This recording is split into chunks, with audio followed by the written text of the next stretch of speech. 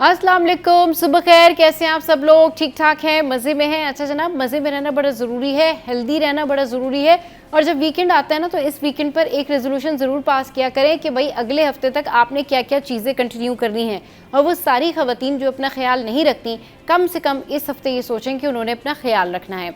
अच्छा, ख़वातीन जो हैं आजकल बहुत ज़्यादा स्किन केयर पर तवज्जो देती हैं और देनी भी चाहिए, लेकिन वो अपनी सेहत के ऊपर तवज्जो नहीं देती। स्किन आपकी जब भी अच्छी लगेगी जब आपकी सेहत अच्छी होगी।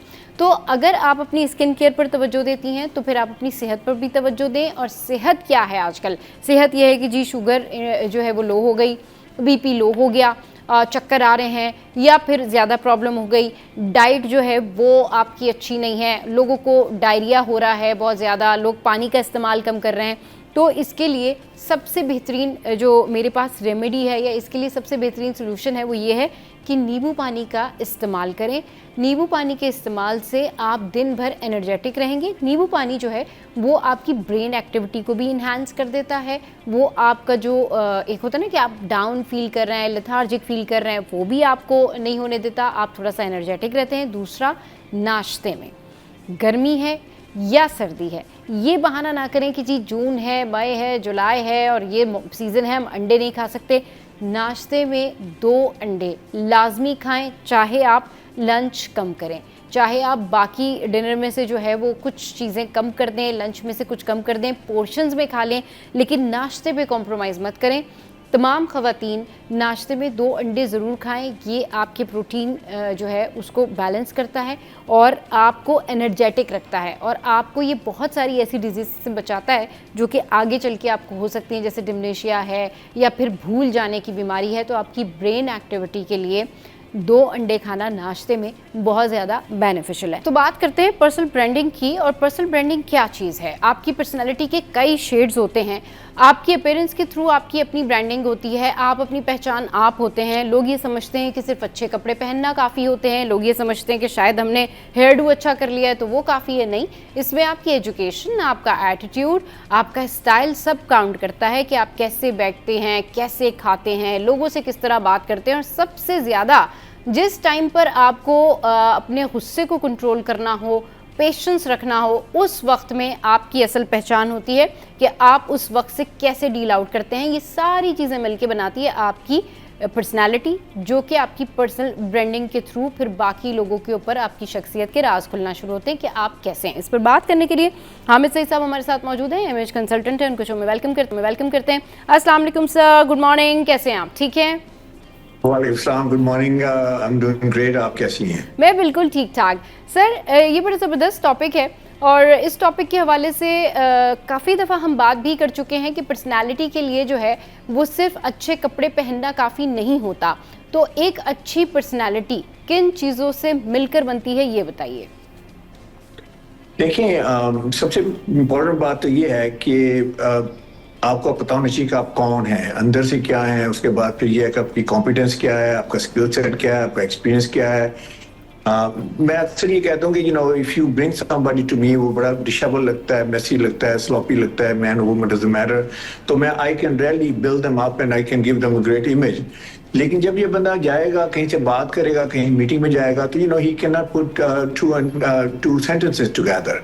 तो लोग जो है ना और ज्यादा उससे एंग्री होंगे कि यार इसने डिसीव किया हमें। तो ड्रेसिंग जो है वो बड़ी, उससे पहले बड़ी इंपॉर्टेंट बात है कि हमारे पास जो है कॉम्पिटेंस होनी चाहिए, हमारे पास एक्सपीरियंस होना चाहिए, हमारे पास स्किल सेट। खास तौर पर ब्रांडिंग के बारे में, अगर आप अपने आप को पर्सनल ब्रांड बनाना चाहते हैं तो भाई पहले तो है कि आपकी वैल्यू प्रोपोजिशन क्या है। अच्छा, अक्सर देखा है कि लोगों के पास बहुत सी एजुकेशन है, बहुत सारी उनका तजर्बा भी है, और दे हैव जिसे कहते हैं कि उनका स्किल सेट भी बड़ा माशाल्लाह बहुत अच्छा है, लेकिन इसके बावजूद लोगों को रिकग्नाइज नहीं करते। कहते हैं ना, मेरिट को कैसे रिकग्नाइज करवाना है। मेरिट जो है वो एक ही सूरत में रिकग्नाइज हो सकता है कि मेरिट को शो करना है। तो मेरिट को शो करने का तरीका ये तो नहीं है कि आप डिग्री किसी के सामने पेश कर दें या डिग्री को आप हार पहना दें या दैट्स व्हाट वी थिंक। तो मेरिट जो है जब तक वो विजिबल नहीं होगा ना, उस वक्त तक मेरिट रिकग्नाइज नहीं होगा। आप देखें कितने लोग हैं, टैलेंटेड लोग हैं, बड़ी अच्छी जगह पे हैं, सारा कुछ है, लेकिन प्रमोशन नहीं हो रही है, कहीं चीजें बढ़ नहीं रही हैं आगे, they are not going forward, तो हमेशा वो कहते हैं कि यार क्या मसला है, why I am not going forward. तो उसमें ये है कि मेरिट जो उनका मेरिट, वो कहते हैं यार मेरी एजुकेशन भी है, मैंने PhD की हुई है, मैंने इतना एक्सपीरियंस है, तो क्यों लोग दूसरे लोगों को हायर कर रहे हैं, उनको मेरी जगह पे रख रहे हैं, प्रमोशन उनकी हो रही है, मेरी प्रमोशन नहीं हो रही, या मैं एक जॉब लेने जाता हूँ, मुझे जॉब नहीं मिल रही। तो उसमें सारी चीजें ये कि उसके पास मेरिट तो है लेकिन वो मेरिट रिकग्नाइज नहीं हो रहा, वो शो नहीं हो रहा, तो इसको कहते हैं विजिबिलिटी गैप, विजिबिलिटी नहीं है। तो विजिबिलिटी गैप के लिए बहुत इंपॉर्टेंट है कि आपके पास, जैसे आपने फरमाया शुरू में, कि आपकी पर्सनैलिटी कैसी है, आपके dressing is a huge part, और उसके साथ आपकी बॉडी लैंग्वेज बड़ी इंपॉर्टेंट बात है। जो देखिए जो अपीयरेंस जो है, अपीयरेंस के साथ साथ बॉडी लैंग्वेज, उसके साथ माइंड सेट बड़ा जरूरी है। अगर एक बंदे के पास माइंड सेट नहीं है, जैसे वो मीटिंग में जाता है, she is not sure about himself, और उन्होंने अपना जिसे कहते हैं ना, तैयार होके नहीं गए ना, मेंटली तैयार होके नहीं गए, तो obviously you can not perform. मुझे एक बात याद आ गई, एक वो चैंपियन थे, उन्होंने गोल्ड मेडल जीता, देख रहा था वो अपना ओलंपिक्स में, तो उससे किसी ने पूछा कि तुमने how did you do it, तो 100 मीटर रेस थी, तो कहता है हाउ डू यू व्हाट, तो उन्होंने कहा ये तुमने रेस जीती है, वो कहता I had won that race 10,000 times in my mind before I got there. तो ये है माइंडसेट की बात। आप जितने मर्जी अच्छे कपड़े पहन लें, जितना मर्जी अपने आप को सारा जो है ना वो कॉम्पिटेंस भी है, एक्सपीरियंस भी है, तजुर्बा सारा कुछ है, लेकिन अगर माइंड जो है, माइंड सेट नहीं है, आप फोकस नहीं है, आप अपने ऊपर बिलीव नहीं करते, आपने प्रैक्टिस नहीं की हुई है, इट्स नॉट गोना वर्क। तो ब्रांडिंग के लिए, पर्सनल ब्रांडिंग के लिए इंतहाई जरूरी है कि इससे पहले कि आप ड्रेसिंग की तरफ आएं, आप अपने कॉन्फिडेंस को, अपने वैल्यू प्रोपोजिशन को आप हाईलाइट करें, और उसमें आप देखें कि आप उसमें क्या कमी है वो पूरी करें। सही। अच्छा सर, अपने ऊपर बिलीव करना कितना ज़रूरी है, क्योंकि बहुत सारे लोग ऐसे होते हैं जिनको अपने ऊपर ही यकीन नहीं होता। वो इस तरह से कि अगर वो किसी से बात कर रहे हैं, या अगर वो कहीं किसी क्लिनिक पर गए हैं, या वो कहीं इंटरव्यू देने गए हैं, या उन्होंने किसी को कोई रिक्वेस्ट करनी है, तो वो क्या होता है कि आपको हमेशा पैनिक में नज़र आएंगे। वो आपको हमेशा इस तरह से नज़र आएंगे जैसे कि पता नहीं क्या हो गया, क्या प्रॉब्लम आ गई, और मतलब उनकी कन्फ्यूजन अलग होगी और उनकी शाउटिंग अलग होगी। वो जिस तरीके से बिहेव करेंगे ऐसा लगेगा जैसे वो सूरत हाल हैंडल नहीं कर सकते। तो ऐसे लोग जो शेकिन पर्सनालिटी के मालिक होते हैं, जिनको अपने ऊपर यकीन नहीं होता कि वो कोई भी सिचुएशन हैंडल कर सकते हैं, ऐसे लोग जब डिग्री हासिल करते हैं, ऐसे लोग जब प्रोफेशनल ग्राउंड्स पर काम कर रहे होते हैं, तो ऐसे लोगों के लिए तो बड़े सारे चैलेंजेस हैं। ये खुद भी मुश्किल बनते हैं और बाकी लोगों के लिए भी मुश्किलात खड़ी करते हैं। इनकी पर्सनैलिटी को कैसे ग्रूम करेंगे आप? देखिए, आपने जिन बातों का आपने जिक्र किया वो ये है कि वो इमोशनली स्ट्रांग नहीं है, जिसे कहते हैं इमोशनल इंटेलिजेंस नहीं है, एम्पैथी नहीं है, सिंपैथी नहीं है। तो देखिए, आप लोअर लेवल पे तो शायद आप ऑपरेट कर जाएं, बिकॉज लोअर लेवल पे इतना कोई नोबडी इज वाचिंग यू, लेकिन जो ही आप मिडिल लेवल पे आते हैं या सीनियर लेवल पे आते हैं, अगर आप इस तरह के हैं कि आप you panic a lot and you yell a lot and you, देखिए काम होना बहुत जरूरी है। आपकी ड्रेसिंग भी अच्छी होनी चाहिए, और आपके पास कॉन्फिडेंस भी होनी चाहिए, स्किल सेट भी होना चाहिए, आपको वैल्यू प्रोपोजिशन स्ट्रांग होनी चाहिए, लेकिन आपके अंदर कामनेस नहीं है। अब कामनेस कहाँ से आती है? कामनेस अंदर से, जो इनसिक्योर बंदा है वो कभी भी काम नहीं लगेगा। जो इनसिक्योरिटीज जो है वो आपको हमेशा यालिंग की तरफ लेके जाती हैं, आपकी पर्सनैलिटी को डिस्ट्रैक्ट करती हैं, और आपकी पर्सनैलिटी के ये शेड खुलते हैं कि you can not control anything. Absolutely, absolutely. और जब आप देखिए कि लीडरशिप में सबसे बड़ी इंपॉर्टेंट बात है कि क्या आप में इतना हौसला है कि आप अपनी अपोजिंग बात सुन सकें, क्या आपके अंदर इतना हौसला है कि एक बंदा जो है वो आपको चैलेंज करता है, आप उसको चैलेंज को सुन सकें, कबूल कर सकें, किसी का दूसरे का पर्सपेक्टिव सुन सकें, या अगर इफ थिंग्स गो रॉन्ग, होता है ना, होती है बिजनेस में, थिंग्स गो रॉन्ग, आपके टारगेट मिस नहीं हो रहे, आपका नुकसान हो गया, तो अब आप you become very violent and you become very aggressive, और अपने आप स्टाफ के साथ अपने sometimes people they are very abusive in language. तो ऐसे लोग लास्ट नहीं करते, they can do whatever the heck they want, लेकिन कंपनी सर्वाइव नहीं करेगी, लोग उनके साथ चलेंगे नहीं। तो आई वुड से कि ये तो एक उसका प्रीरेक्विजिट है कि आपका एक काम होना, और आपका जो है, लेकिन उसके लिए होना कि अंदर से काम होना। अगर बंदा अंदर से काम नहीं है, अंदर से अपसेट है, अंदर से उसको उसकी इमोशनली वो हर्ट हो जाता है, छोटी छोटी बात पे नाराज हो जाता है, नाराज हो जाती है, तो इट्स नॉट गोना वर्क। फौरी तौर पे वो इट विल कम आउट और आप किसी सिचुएशन में हैंडल नहीं कर पाएंगे। सर, जब सर हम पर्सनालिटी डेवलपमेंट के साथ बाकी एक्सपेक्ट्स पर भी बात कर रहे हैं, और बहुत ज़बरदस्त बात आप हमारे साथ में शेयर कर रहे हैं कि ऐसे लोग इनसिक्योर होते हैं, ऐसे लोगों को इतना बिलीव नहीं होता, या फिर उनके अंदर कूल कामनेस नहीं होती। इसकी सबसे बड़ी एग्जाम्पल अगर हम फैशन वर्ल्ड में देखें तो मॉडल्स हैं। आपने देखा होगा कि कई मॉडल्स जो हैं वो रैंप पर वॉक कर रही होती हैं, लाइव होता है, और उस टाइम पर बहुत हैवी उनके ड्रेसेस होते हैं और वो स्लिप हो जाती हैं, गिर जाती हैं और उसी रैंप पर गिर जाती हैं। तो जो मॉडल्स बड़े तरीके से अपने आप को, अपने ड्रेस को उठा के हील्स दोबारा से कैरी करके चलना शुरू कर देती हैं, उनके लिए तालियां बज रही होती हैं। लेकिन जो मॉडल्स वहाँ गिर जाएं, वहाँ पर चीखना शुरू कर दें, वहाँ पर वो जो माहौल है वो डिस्टर्ब कर दें, तो डेफिनेटली लोग उनको कहते हैं इसको तो अपने ऊपर कॉन्फिडेंस नहीं है, ये छोटी सी सिचुएशन हैंडल नहीं कर सकी। अगर ये यहाँ पर सिर्फ इस शो में जो है वो गिर गई है और अब आगे इससे उठा नहीं जा रहा, तो इसकी पर्सनैलिटी में कितने लैक्स होंगे। तो सर इसी तरीके से अगर कोई भी सिचुएशन आ जाती है तो आपकी पर्सनैलिटी को इसको डील आउट करना आना चाहिए, और स्पेशली अगर आप फैशन वर्ल्ड में हैं, स्पेशली अगर आप किसी एजुकेशनल इदारे से वाबस्ता हैं, या फिर आप किसी ऐसे इदारे से वाबस्ता हैं जहां सारे लोग बड़े रिस्पेक्टेबल हैं और कोई एक दूसरे का बुरा नहीं चाहता, वहां पर आपको अपने ऊपर बिलीव रखना बड़ा ज़रूरी है। बिल्कुल सही आपने फरमाया। और देखिए जो अपना इंटरनली बंदे को कितना स्ट्रांग होना चाहिए, उसको मैं कहता हूँ हमेशा हमें पता होना चाहिए कि who we are, core values आपको पता है। अगर आपको पता है कि you have substantial things to discuss, और अगर आप साइकोलॉजिकली स्ट्रांग हैं और अगर आप सिक्योर्ड हैं, तो फिर कोई बंदा आपको शेक नहीं कर सकता। कि आपका काम ये है कि जब आप लीडरशिप रोल में हैं तो आपका काम है लोगों को लेके चलना, ना कि लोगों के उनको भी डिस्टर्ब करना, उनको भी अपसेट करना। तो बेशुमार एग्जांपल्स हैं ऐसी, मैं देखता हूँ अक्सर कि लोग फ्लेयर अप हो जाते हैं। इसमें सबसे बड़ी रीजन ये होती है मोस्टली कि वो बंदा जो है ना वो उतना कॉम्पिटेंट नहीं होता, उसके अंदर वो ही can not get along with people and everything. तो emotionally I will say strong होना, इमोशनल इंटेलिजेंस होना बहुत जरूरी है। लेकिन इसके साथ साथ मैं आपको ये भी कहूंगा कि देखें सारी चीजें आपके पास होनी चाहिए, साथ साथ आपकी ड्रेसिंग जो है वो डिटरमिन करती है कि लोग आपको कैसे ट्रीट करेंगे। अब जब मैं आप बात कर रहा था विजिबिलिटी गैप का, विजिबिलिटी गैप ये है कि मैंने PhD की हुई है, मेरा इतना एक्सपीरियंस है ऑल दैट, लेकिन मैं जिस लेवल पे ऑपरेट कर रहा हूँ मुझे वो रिस्पेक्ट नहीं मिल रही, मुझे वो आई am not getting paid enough, I am not going any place. तो उसकी वजह ये है कि आप वो कहते हैं ना कि मेरिट शो नहीं हो रहा, मेरिट रिकग्नाइज नहीं हो रहा। तो जब तक मेरिट को रिकग्नाइज करवाएंगे तो उसमें यह है कि अगर आपने ड्रेसिंग की है करनी तो आपको पड़ेगी, और ड्रेसिंग जो है उसमें यह है कि आपके पास कंसिस्टेंट ड्रेसिंग होनी चाहिए। ये नहीं कि एक दिन आप अच्छे लगते हैं, दूसरे दिन आप समवट अच्छे लगते हैं, तीसरे दिन आप जो है ना वो लगता है कि आप कौन है। देखिए ब्रांड जो होता है मेरा कंसिस्टेंट होता है। जैसे कोई जैसे मैकडॉनल्ड देख लें, आप KFC देख लें, जो फूड के ब्रांड है, या कोई और जैसे परफ्यूम का ब्रांड देख लें, हमेशा sir I think I personally, बिल्कुल आप ठीक कह रहे हैं, आई पर्सनली बिलीव दैट कि आप अगर कोई भी काम कर रहे हो तो उसका प्लान भी जरूर अपने जहन में रखें। अगर आप कहीं गए हैं, आपके कोट का बटन जो है वो टूट गया है, तो एक बटन एक्स्ट्रा आप रख लें।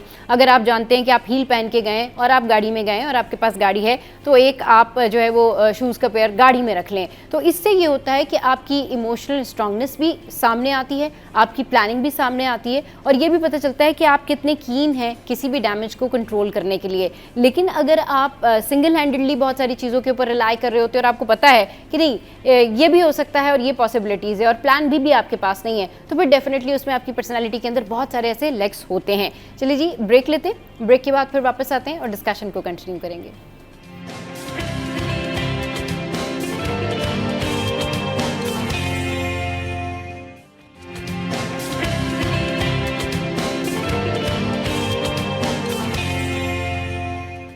Welcome back. तो हामिद सईद साहब इस वक्त हमारे साथ मौजूद हैं, कंसल्टेंट, इमेज कंसल्टेंट हैं, और बहुत ज़बरदस्त हमें वो बातें बता रहे हैं पर्सनालिटी डेवलपमेंट के हवाले से। सर लोग समझते हैं कि सिर्फ कोट पैंट पहन लिया है, अच्छी ड्रेसिंग कर ली है और उसके बाद वो किसी तकरीब में चले गए हैं, किसी इवेंट पे चले गए हैं, this is fine, this is okay, और अब उनको कोई जज नहीं करेगा। लेकिन आप अगर कोट पैंट नहीं भी पहन के गए हैं, साफ़ सुथरे कपड़े पहन के चले गए हैं और आप पढ़े लिखे हैं, तालीम याफ्ता हैं, आपको बैठने का ढंग है, आपको खाने का ढंग है, आपको बात करने का सलीका है, आपको पता है कि अगर आप किसी जगह पर खड़े हैं और अचानक से बारिश हो गई है तो आपने उसको कैसे मैनेज करना है, आपने अपनी पर्सनैलिटी को कैसे कैरी करना है, ना कि आपने वहाँ पर शोर मचाना है या उस तकरीब से भाग जाना है। तो लोगों को ये सीखना कितना ज़रूरी है कि वो अपने आप को अच्छी ड्रेसिंग के साथ साथ कैसे ग्रूम करें कि वो उसको कैरी भी करें और सिचुएशन हैंडल करें। देखिए, एटिकेट्स हैं, कुछ मैनरिज्म है लोगों के पास। I mean I am sure के काफी लोग जानते हैं उनको, जो नहीं जानते उनको मालूम होना चाहिए। जब भी आप किसी आप मीटिंग में जाते हैं या कभी मैं अमेरिका में इतनी देर रहा हूँ, 20-25 साल रहा हूँ वहाँ पे, तो मैंने एक चीज नोट की है कि आप जिस बिल्डिंग में भी चले जाए ना, जो एलिवेटर होती है ना, जो ही वो दरवाजा बंद होने लगता है ना, या कोई बंदा खड़ा है वहां, तो पीछे जरूर देखता है कि यार कोई बंदा तो नहीं है, कोई पीछे कोई अगर है तो उसके लिए वो डोर होल्ड कर लेता है, दरवाजा खोलते तो पिछले डोर होल्ड कर लेते हैं। और इसके अलावा फिर ये है कि जैसे आप पब्लिक में हैं तो पब्लिक में आपने सर्टेन चीजें जो आपने नहीं करनी। कुछ लोग हैं जो पब्लिक में अपना दे स्टार्ट डूइंग थिंग्स जिसको बिल्कुल ही आउट ऑफ मैनर्स है, जैसे बर्तन शुरू कर देते हैं, खाना खाया हुआ सारा कुछ। तो मैनरिज्म में बहुत सारी चीजें आ जाती हैं, और जब जितना लेवल आपका हाई होता है उतना ही आप ज्यादा ऑब्जर्व किए जाते हैं। तो आई वुड से कि आपके अंदर जो बेसिक मैनर्स हैं, बेसिक एटिकेट्स हैं, किसी को हेल्प कर देना, किसी के लिए दरवाजा पकड़ लेना, मुझे याद है कि मैं एक साहब आए, इंतहाई कल्चर्ड आदमी थे, बहुत ही कल्चर्ड आदमी थे, मैं नाम नहीं लूंगा उनका। तो अपनी देखने लगा मैं अपनी बेटी को साथ ले आऊं, मैंने कहा शो ले आए, उनके साथ मेरी मुलाकात थी। तो मेरा जो शोरूम था उसका दरवाजा बहुत हैवी था, था भी ग्लास डोर। अब वो आए, उनकी बेटी साथ में, बिल्कुल बेटी पीछे, यानी मेरे एक कदम होगी, उन्होंने ठा करके मुंह पे, उसके बेटी के मुंह पे दरवाजा मारा। अब इतना कल्चर्ड आदमी होगा, I know that he didn't do it on purpose ना। तो आप जब तक इन चीजों का ख्याल नहीं रखेंगे कि आप कहाँ जहाँ जा रहे हैं, आप सोशली जा रहे हैं, तो आपके अंदर सोशल एटिकेट्स बहुत जरूरी हैं। ड्रेसिंग के ऊपर बात करते हैं थोड़ी सी, मैंने ड्रेसिंग जो है ना उसको ये है कंसिस्टेंसी की मैंने बात की। तो कंसिस्टेंसी सिर्फ ये नहीं है कि आपने सूट पहन लिया, देखिए सूट पहना, सूट की फिटिंग कैसी है, सूट की शर्ट कैसी है, सूट की टाई कैसी है, कॉम्बिनेशन कैसा है, शूज कैसे हैं। मैं कहता हूँ कि ड्रेसिंग में आपके 100 में से 100 नंबर होने चाहिए, 90 नंबर वाला फेल समझा जाता है। जैसे बताया वाला ने बड़ी अच्छी ड्रेसिंग की, शूज राइट नहीं है, आपने बड़ी अच्छी ड्रेसिंग की, tie is like looks really kind of doesn't work with that. तो इसमें ये है कि ये तो हो गया शूटिंग में। अच्छा, जब शूटिंग नहीं पहननी तो फिर क्या करना है? मोस्टली लोग गिव अप ऑन दैट कि शूटिंग में तो अच्छा सीईओ साहब मेरे पास है तो कहने लगा हम सब सूट की बात ना करें मेरे साथ, सूट मैं सिर्फ सर्दियों में पहनता हूँ। मैंने कहा अच्छा, मैंने कहा मुझे बताइए कि आप सीईओ सिर्फ सर्दियों में हैं, गर्मियों में सीईओ नहीं है? तो आगे से हंसने लगे, कहने लगा नहीं you have got the point. तो पता होना चाहिए ना कि जब मैंने सूट ही पहना तो लेट्स से ब्लेजर है, ब्लेजर पहनिए, ब्लेजर के साथ कॉम्बिनेशन पहनिए, उसके साथ नाइस ड्रेस पैंट पहने। अच्छा, लोग बहुत कैजुअल आ जाते हैं, इवन बड़े बड़े ऑफिसर, बड़ी बड़ी अच्छी पोजीशन में लोग जीन्स पहन के आ जाते हैं, चीनोस पहन के आ जाते हैं, टी शर्ट पहन के। अच्छा ठीक है, आप कैजुअली शो कर रहे हैं, लेकिन कैजुअल मीन्स कैजुअलिटी नहीं होनी चाहिए ना। Casual doesn't mean casualty, casual doesn't mean sloppiness. तो इस तरह करके अगर आप बहुत कैजुअल है, आप लेवल के बंदे हैं, आप बहुत कैजुअल होकर आ जाते हैं, आप अपनी कंपनी में क्या मैसेज दे रहे हैं? इसका मतलब ये है कि आप सब कैजुअल आ सकते हैं, इट डजंट मैटर। और आपने कभी देखा है कैजुअल बंदा बैठता कैसे है? कैजुअल बंदा हमेशा पहले बैठता है, फिर थोड़ा सा ऐसे हो जाता है, फिर ऐसे हो जाता है, फिर लेट ही जाता है, क्योंकि उसकी बॉडी जो है वो साथ साथ उसके रिलैक्स कर जाती है उसकी कैजुअल कपड़ों के साथ। तो कैजुअल भी आपने पहनना है तो वो भी बड़े तरीके से पहनना है। जैसे अगर आपने पोलो शर्ट पहनी है, आपने जैसे उसके साथ आपने चीनोस पहनी है या जीन्स पहनी है, तो फिटिंग कैसी है पोलो की? पोलो पे अगर बहुत सारा बड़ा घोड़ा लगा के आ जाते तो क्या लोग कहेंगे जी आप बड़े अमीर हैं और आप एवरीथिंग ओके। आपने देखा ना मीटिंग में, लो जी मैं घोड़ा, यार अक्सर वो कहते हैं कि मैंने पोलो की शर्ट पहनी है, वो भी जिसे कहते हैं ना फेक किस्म की पोलो, और वो पहनी होती है। हाँ। तो इट डजंट वर्क। पता है सर, प्रॉब्लम ये है कि आप पोलो की शर्ट पहने या किसी भी ब्रांड की शर्ट पहने, बात यह है कि आप पे सूट कर रही है या नहीं कर रही है। कुछ लोगों ने पोलो की शर्ट्स वेयर की होती हैं लेकिन उन पर सूट नहीं करती हैं, हालांकि उन्होंने रियल ब्रांड पहनी होती है, उन्होंने कोई कॉपी नहीं पहनी होती। लेकिन कुछ लोग ऐसे होते हैं जो कि नॉर्मल, अगर उन्होंने कॉपी पहनी है और अच्छे तरीके से कैरी किया है तो लोग पूछते ही नहीं कि आपने कौन सा ब्रांड पहना है, लोग कहते हैं अच्छा लग रहा है, अच्छा लुक है। जी जी, मेरा पॉइंट ये है कि आपने लोगों को क्यों दिखाना है? देखिए हाँ। चले जाते हैं, बहुत इंपॉर्टेंट लोग हैं दुनिया में जो पावरफुल लोग, G7 के प्रेसिडेंट्स ले लें, जो कनाडा का प्रेसिडेंट है, प्राइम मिनिस्टर है, उसके बाद यूएस है, फिर आपका इंग्लैंड है, जापान, अभी जर्मनी है, इटली है। तो कौन सा लोगो पहन के आते हैं? कभी आज तक देखा आपको लोगो शर्ट पहने हुए? जिस बंदे की अपनी आइडेंटिटी नहीं होती ना, वो लोगों का सहारा लेता है। तो लोग, जैसे मैं लोगों को पहन के जाता हूँ तो लोग क्या मुझे तालियां मारेंगे कि जिस लोगों की शर्ट पहनी हुई है। तो आई वुड से कि आप डिस्क्रीट हो, आप एलिगेंट हो, आप सोफिस्टिकेटेड हो, लोगों को सहारा मत लें। आप आए, जिसे कहते हैं क्लासिकल लुक में आए और एलिगेंट लुक में आए, और फिटिंग आपकी जो है वो अच्छी होनी चाहिए, कॉम्बिनेशन अच्छा होना चाहिए, और हर मौके के लिए आपके पास राइट ड्रेसिंग होनी चाहिए। लेट्स एग्जांपल, आप शलवार कमीज पहननी है, तो शलवार कमीज मतलब ये थोड़ी ना कि आप ढीली ढाली शलवार कमीज पहन आए और रात में उसी में सोए हैं, उसी में उठ के आ जाए, थोड़ा सा फ्रेग्रेंस लगा लें, ऐसे तो नहीं चलेगा। आप एक अच्छे लेवल के बंदे हैं तो आपको शलवार कमीज भी ढंग से पहननी चाहिए। शलवार कमीज पहननी है तो फिर काजल की तरह पहने ना। आप देखिए कि उनकी लिबास कैसे, उन्हें हर चीज में जो भी लिबास उन्होंने पहना है, उन्होंने वेस्टर्न पहना है, ईस्टर्न पहना है, ही लुक ऑलवेज इम्पेकेबल ना। ये हमारी कायद थे जो एक बहुत बड़ी एग्जांपल है हमारे लिए। उनकी बेशुमार बातें, असूल भी नहीं मानते, उनकी ड्रेसिंग को भी नहीं मानते। तो हम ये सोचते हैं कि जी ठीक है, बस उठ के आ गए हैं तो like it should be enough. अच्छा सर, अगर नॉर्मली कमीज शलवार वेयर करके जा रहे हैं तो उसके साथ क्या चीजें पहन सकते हैं? किस तरह से घड़ी पहने, उसके साथ जो शूज हैं या स्लीपर्स हैं वो किस तरह से पहनी चाहिए? जी, मैं बताता हूँ। पहले तो बात है कलर्स की बात कर लेते हैं शलवार कमीज में। 8 कलर से जो मैं सजेस्ट करता हूँ, क्योंकि अगर आपने कलर आईडी पहना हो तो वो एक डिफरेंट किस्म का मैसेज देता है। लेट्स से अगर आप ग्रीन शलवार कमीज पहन के आ जाते हैं या उसे लाइट पिंकिश सा पहन के आ जाते हैं, रॉन्ग कलर में, तो उसमें 8 कलर हैं। एक है ब्लैक, ब्लैक मीन पावर, तो अगर आपने पावर एनवायरनमेंट में जाना है तो ब्लैक शलवार कमीज पहन सकते हैं। एक है white, white means trust me, credibility है, व्हाइट मीन सोफिस्टिकेशन है, व्हाइट में प्योरिटी है। तो व्हाइट जो है वो बहुत ही अच्छा उसमें कलर है। फिर उसके बाद नेवी के 3 शेड हैं, आप डार्क चले जाएं। जी सर। अच्छा चलें, सर जो है वो बड़ी ज़बरदस्त तरीके से हमें बता रहे हैं कि कलर थीम क्या रखनी चाहिए ड्रेसेस के हवाले से, और ये बड़ा ज़रूरी है। सीज़न टू सीज़न आपने ड्रेसिंग करनी है, लेकिन सिर्फ आपके कपड़े ही आपकी पर्सनैलिटी को ज़ाहिर नहीं करते। आपकी ओवरऑल जो भी पर्सनैलिटी है वो आपके मूड से ज़ाहिर होती है, आपके एटीट्यूड से ज़ाहिर होती है। अगर आपने अच्छे कपड़े नहीं भी पहने हुए हैं, अगर आपने बहुत महंगे कपड़े नहीं भी पहने हुए हैं, तो अगर आप उसे अच्छा कैरी करते हैं और साफ़ सुथरे तरीके से पहने हुए हैं तो कोई मसला नहीं है, लेकिन कपड़ों को कैरी करना आना चाहिए। ड्रेसिंग की अभी जिस तरह से सर से मैं बात करी थी तो हमेशा साहब कह रहे थे कि जी ड्रेसिंग के जो हैं वो 100 आउट ऑफ 100 मार्क्स होने चाहिए, और बिल्कुल होने चाहिए। अगर आपने कोट पैंट वेयर किया है तो आपको पता होना चाहिए कि उसको कैसे कैरी करना है, आपको पता होना चाहिए कि ये सीज़न है, ये गर्मियों का सीज़न है, इसमें आप किस तरह से जो है वो कलर चूज़ कर सकते हैं। आप ऑब्वियसली गर्मियों में अवॉइड करते हैं कि रेड कलर चूज़ नहीं करते, ऑरेंज पे नहीं जाते या डार्क शेड्स पे नहीं जाते, आप लाइटर टोन पे रहते हैं।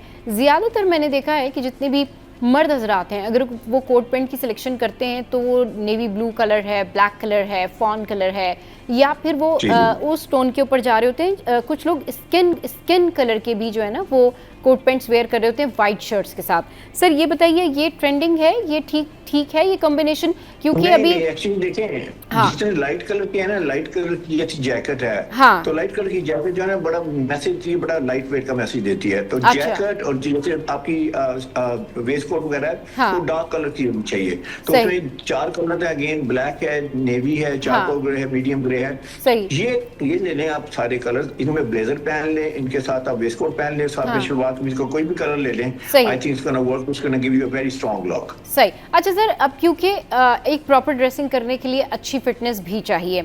अब एक शख्स है जिसको कपड़े पहनने का, ड्रेसिंग करने का, कोट पैंट पहनने का बड़ा शौक है, उसको अच्छी टी शर्ट्स लेने का शौक है, लेकिन ऑब्वियसली उसकी फिटनेस नहीं है, उसका पेट निकला हुआ है। तो ऐसे लोग जो कि थोड़े ओबीज हैं, जिनका पेट निकला होता है या थोड़ा फिट नहीं होते या वो अपना ख्याल नहीं रखते, तो वो किस तरह से कोट पैंट वेयर करें? उनको क्या टिप्स देंगे आप, क्या हैक्स हैं कि वो अच्छे लगें? पहली बात तो ये कि देखिए, अल्लाह ने हर तरह का बंदा बनाया हुआ है। इसमें शॉर्ट भी है, टॉल भी है, हैवी भी है। तो हमें कोई ज्यादा इसको क्रिटिक नहीं करनी चाहिए, क्योंकि जरूरी नहीं है कि एक बंदा अगर सपोज हैवी है तो वो अपनी किसी रीजन की वजह से हैवी है, हो सकता है जेनेटिकली हैवी हो, यानी फैमिली में हैवीनेस चल रही है, बेचारा क्या करेगा, ठीक है। या फिर ये है कि वो मेडिकेशन पे हो तो वो लोग भी हैवी हो जाते हैं मेडिकेशन। हमें बड़ा सेंसिटिव होना चाहिए। अच्छा, अब आ जाता है कि लेट्स से आप हैवी हैं, अब आपका एटीट्यूड क्या है? एक एटीट्यूड ये है कि क्योंकि मैं हैवी हूं तो मैं तो ऐसे ही लगूंगा, हाँ। मैं स्लॉपी सा लगूंगा, मैं अच्छा नहीं लग सकता। हाँ। जब मैं अपना वजन कम करूंगा फिर मैं अच्छे कपड़े पहनूंगा या अच्छे कपड़े खरीदूंगा।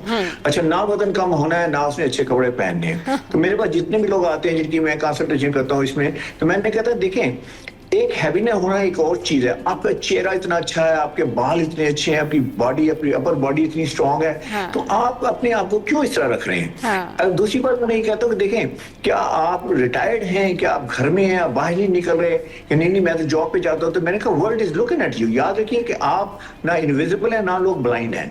अच्छा, अब आ जाते हैं उनकी स्टाइलिंग कैसी होनी चाहिए। हाँ। देखें, पाकिस्तान में प्रॉब्लम यह है कि थोड़ी सी टमी हो तो टेलर के पास जाता है, टेलर कहता है यार इसका ख्याल रखना।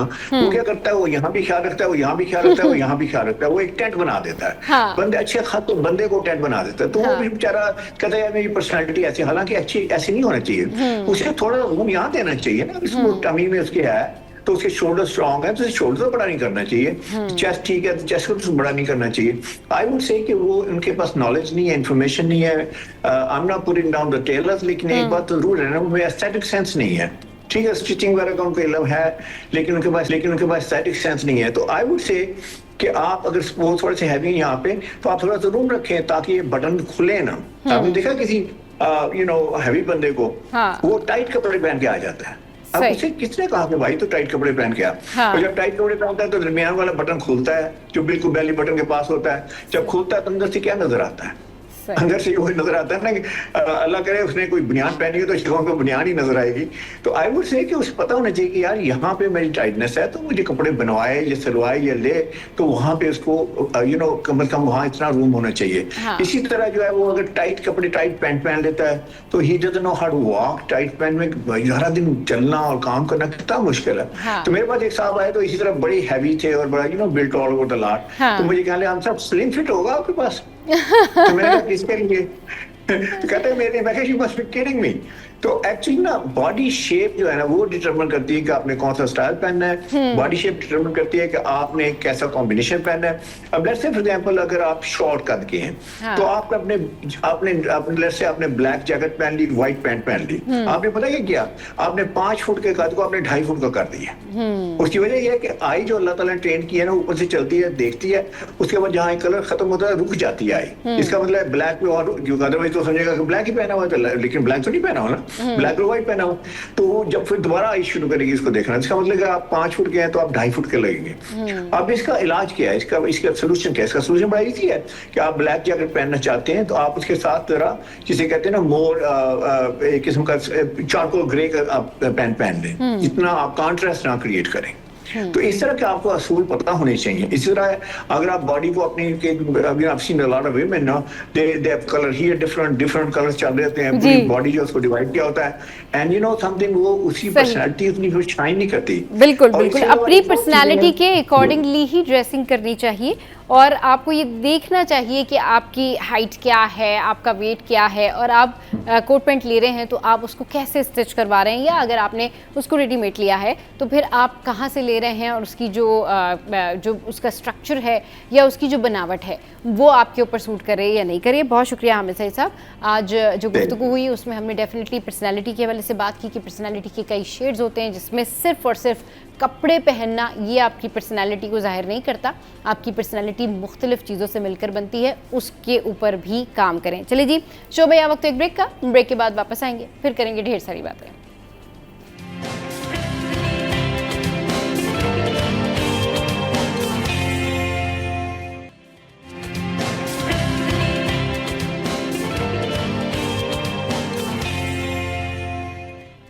Welcome back. और अब बात करते हैं हम डाइट के हवाले से। अच्छा जी, ऐसी कौन सी डाइट है जिसमें आप कंपैरिजन कर सकते हैं कि भाई क्या कंपैरिजन किया जाए कि फ्रूट है एक तरफ और एक तरफ वेजिटेबल है, और कौन सी डाइट या कौन सा फूड आपको जो है सूट कर सकता है।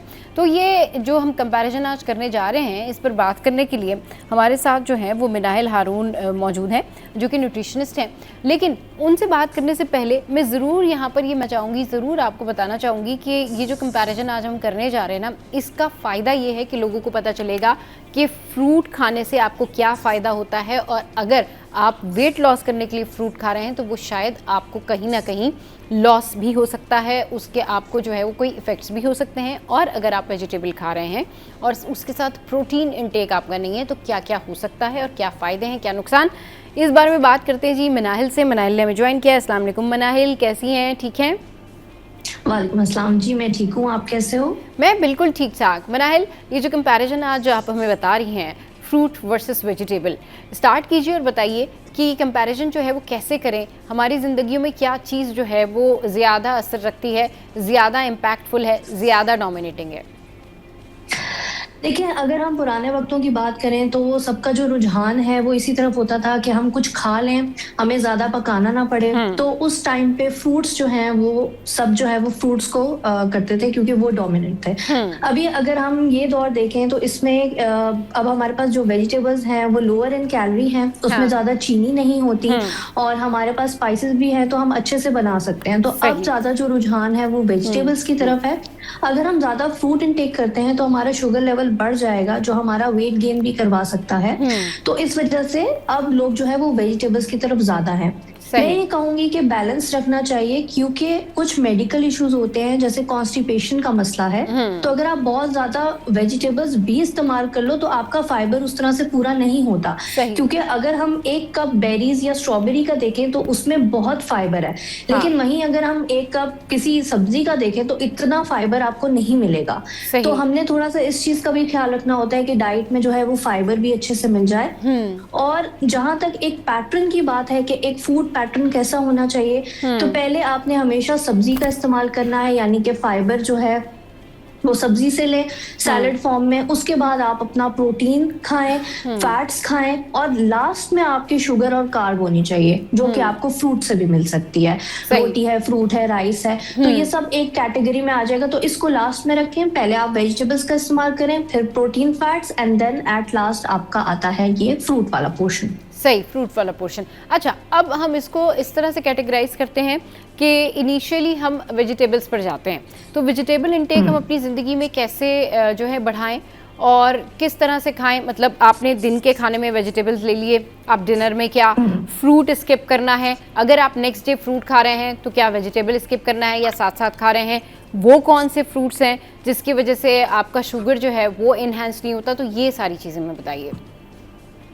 अच्छा देखिए, जहाँ तक सब्जियों का है तो वो आप अगर ब्रेकफास्ट देखेंगे, अगर हम वेट लॉस करें हमारा ब्रेकफास्ट कैसा होना चाहिए, तो जो हेल्दी ऑप्शंस आपके पास हैं वो आपके पास बेसन चीला एक बहुत अच्छा फॉर्म है जिसके अंदर आप वेजिटेबल्स डाल सकते हैं जितनी मर्जी आप चाहते हैं। इसके अलावा आप वेजिटेबल ऑमलेट अपने लिए बना सकते हैं और उसके साथ आप अपना कार्ब सोर्स में फ्रूट्स रख सकते हैं या ब्रेड रख सकते हैं। ठीक है, जहाँ पे हम अपना फाइबर वेजिटेबल्स चूज करें, प्रोटीन चूज करें, वहीं पे आप अपना कार्ब्स भी चूज कर सकते हैं। तो आपने ख्याल रखना होता है कि पूरे दिन में आपका कार्ब कितना है, प्रोटीन कितना है, वेजिटेबल कितना है। अब मैं ये नहीं कह सकती कि पूरे दिन में अगर किसी ने 2 रोटियां ले ली हैं और अब वो साथ में फ्रूट्स भी बहुत ज्यादा खा रहे हैं तो आपके शुगर लेवल्स बहुत ज्यादा हो जाएंगे। तो आपने बस बैलेंस रखना है और फ्रूट्स को कोशिश किया करें स्नैक टाइम में ले लें, रात को फ्रूट का इस्तेमाल ना करें और अपनी डाइट को रात को जो है वो प्रोटीन में ज्यादा रखें। और अगर आपने फ्रूट्स लेने भी हैं तो सोने से 2 घंटे पहले आपने खाना छोड़ देना है, क्योंकि अगर सोने से पहले आप फ्रूट का इस्तेमाल कर लेंगे तो वो डाइजेस्ट नहीं होगा उस तरह से, तो आपको बेनिफिट भी नहीं मिलेगा और शुगर लेवल जो है वो बढ़ जाएगा। सही। अच्छा, वो कौन से बिल्कुल बिल्कुल वो कौन से फ्रूट्स हैं जो रात में या शाम में नहीं खाने चाहिए? देखिए, ये आपके मेडिकल इशू पे डिपेंड करेगा। जैसे अगर किसी को डायबिटीज है तो उसके अंदर हम कहते हैं कि जो चीनी वाले जितने भी फ्रूट्स आ जाते हैं जैसे ऑरेंजेस हैं, मैंगोज हैं, पीचेस हैं, तो आपने देखना है कि आपकी शुगर इंडेक्स क्या है, आप ले सकते हैं नहीं ले सकते, आपका न्यूट्रिशनिस्ट आपको बेहतर गाइड करेगा। लेकिन अगर आपको कोई मेडिकल इशू नहीं है तो आप कोई भी फ्रूट खाएं, बस अपनी डाइट को आपने बैलेंस डाइट की तरह रखें, तो आप कोई भी फ्रूट इस्तेमाल कर सकते हैं। ये नहीं है कि मैं अगर जैसे लोग मेरे क्लाइंट्स अक्सर मुझे कहते हैं कि जी हम बनाना नहीं खा सकते, हम बनाना खाएंगे तो हम मोटे हो जाएंगे। ऐसा कभी भी नहीं होता। आप किसी भी एक फूड आइटम पे डिपेंड नहीं कर सकते अपने वेट लॉस या वेट गेन के लिए। तो आई बिलीव आप हर फ्रूट खाएं, उसको एंजॉय करें एज लॉन्ग एज आपको कोई मेडिकल इशू नहीं है। सही, मेडिकल इशू नहीं है। अच्छा, अब हम वेजिटेबल्स की बात कर रहे हैं, सब्जियों के हवाले से बताएं कि सब्जियां किस तरह खाई जा सकती हैं, उनकी क्या रेसिपीज़ हो सकती हैं, कौन सी 2 सब्जियां मिलाकर खाई जा सकती हैं जो वाकई बहुत ज़्यादा इम्पैक्टफुल होती हैं, ताकत के लिए भी अच्छी होती हैं और आपका वज़न भी नहीं बढ़ाती। देखिए, सब्जी आप कोई भी इस्तेमाल कर सकते हैं, हाँ। आपका जो वज़न है वो नहीं बढ़ाएँगी। तो सब्जी को लेने का एक तरीका है जिस पे हमने डिपेंडेंट रहना है, जो कि हमारा कुकिंग मेथड होता है। अगर आप बहुत ज़्यादा ऑयल इस्तेमाल कर रहे हैं, उसके अंदर आप बहुत ज़्यादा फैट इस्तेमाल कर रहे हैं, जैसे चर्बी वाला गोश्त हम इस्तेमाल करते हैं, फिर सालन के अंदर चर्बी भी डाल रहे हैं, फिर वेजिटेबल्स भी डाल रहे हैं, तो ज़ाहिर है वो आपका वेट गेन भी कराएगा, कोलेस्ट्रॉल इश्यूज़ भी होंगे। तो आपका एक तो बनाने वाला मेथड बहुत अच्छा होना चाहिए जिसमें ऑयल कम इस्तेमाल हो रहा है, फैट ज़्यादा नहीं है। सेकेंड ये है कि आपने सब्जियों को रॉ फॉर्म में, कच्ची फॉर्म में कोशिश करें कि अवॉइड करें और आप सब्जी को थोड़ा सा पका लिया करें, सॉटे कर लिया करें अपने वेजिटेबल्स को, ताकि आपको ब्लोटिंग या एसिडिटी का अगर मसला है तो वो फिर बढ़ा देती हैं रॉ वेजिटेबल्स। थर्डली ये है कि जब भी आप प्रोटीन लेते हैं तो उससे पहले आपने सब्जियों का इस्तेमाल लाजमी करना है, क्योंकि सब्जी एक ऐसी चीज है जो हाई इन फाइबर है और आपको फुलनेस देती है, फीलिंग ऑफ फुलनेस रहेगी। तो आप ज्यादा नहीं खाएंगे और आपकी डाइजेशन में भी बेहतरी आएगी और आपकी इम्यूनिटी भी बहुत अच्छी हो जाएगी। अगर हम देखेंगे कैसे इसको इजीली हम बना सकते हैं, तो पहली रेसिपी तो हमारे पास बेसन चीला की है कि आपने बेसन ले लें 5-7 टेबल स्पून, उसको थोड़े से पानी में आप बैटर सा बना लें, उसके अंदर आप कोई भी वेजिटेबल डालें, स्पिनिच डाल लें, लेटस डाल लें, जो भी आपको पसंद है, और बस उसको आपने बैटर को बनाएं, 2 खाएं 3 खाएं, वो आपको इतना नुकसान नहीं देंगे, आपके लिए हेल्दी होंगे। तो इस तरह से इस्तेमाल करें। हाँ जी, हाँ बिल्कुल, ये इस तरीके से अगर आप इस्तेमाल करें तो इसमें फिर प्रॉब्लम नहीं होगी। अच्छा, अब आपने बताया ना कि जिस तरह से कि कुकिंग ऑयल का इस्तेमाल ज़्यादा नहीं करें, उसमें इस तरह की चीज़ें ज़्यादा ना डालें।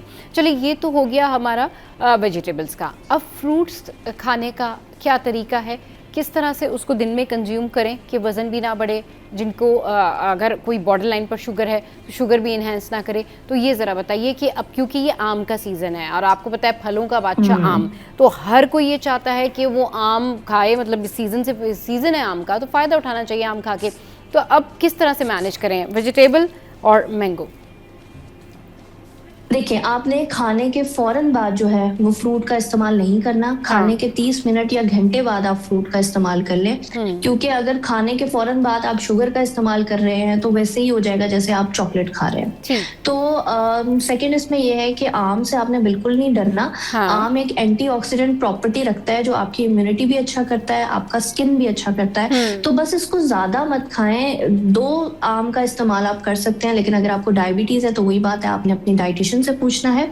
और बेस्ट तरीका ये होता है कि अगर आप सैलेड का इस्तेमाल कर लेंगे और उसके बाद कोई मीठी चीज खाएंगे तो वो आपके शुगर लेवल को स्पाइक नहीं करेगा। और जिन लोगों को एक्नी का बहुत मसला रहता है उनके लिए ये है कि आपने आम को पहले ठंडे पानी में रखना है 15 मिनट और उसके बाद आप उस आम का इस्तेमाल कर लें, तो आपको ये एक्नी का इशू भी नहीं होगा। एक्नी का भी फिर इशू नहीं होगा। अच्छा, आपने बहुत अच्छी बात की कि ये एक्नी का इशू नहीं होगा। अब ये होता है कि बहुत सारी ऐसी डाइट हैं सादिया, जिसको लोग रिलेट कर देते हैं कि भाई हमारे फेस पे अगर कोई प्रॉब्लम हो रहा है, पिंपल्स हो रहे हैं, मनाहिल, तो लोग ये रिलेट कर देते हैं कि भाई हमारे फेस पर अगर कोई पिंपल है या हमारे फेस पर बहुत ज़्यादा जो है ना, वो आपने देखा होगा कि इन्फ्लेमेशन सी हो जाती है, रेड रेड सी लोगों की स्किन हो जाती है और स्वेल सा हो रहा है, तो वो उसको डाइट से कनेक्ट करते हैं। तो वाकई डाइट का ताल्लुक होता है कि चेहरे पर एक्नी निकल आए, डाइट का ताल्लुक होता है कि आपके चेहरे पर इन्फ्लेमेशन हो जाए?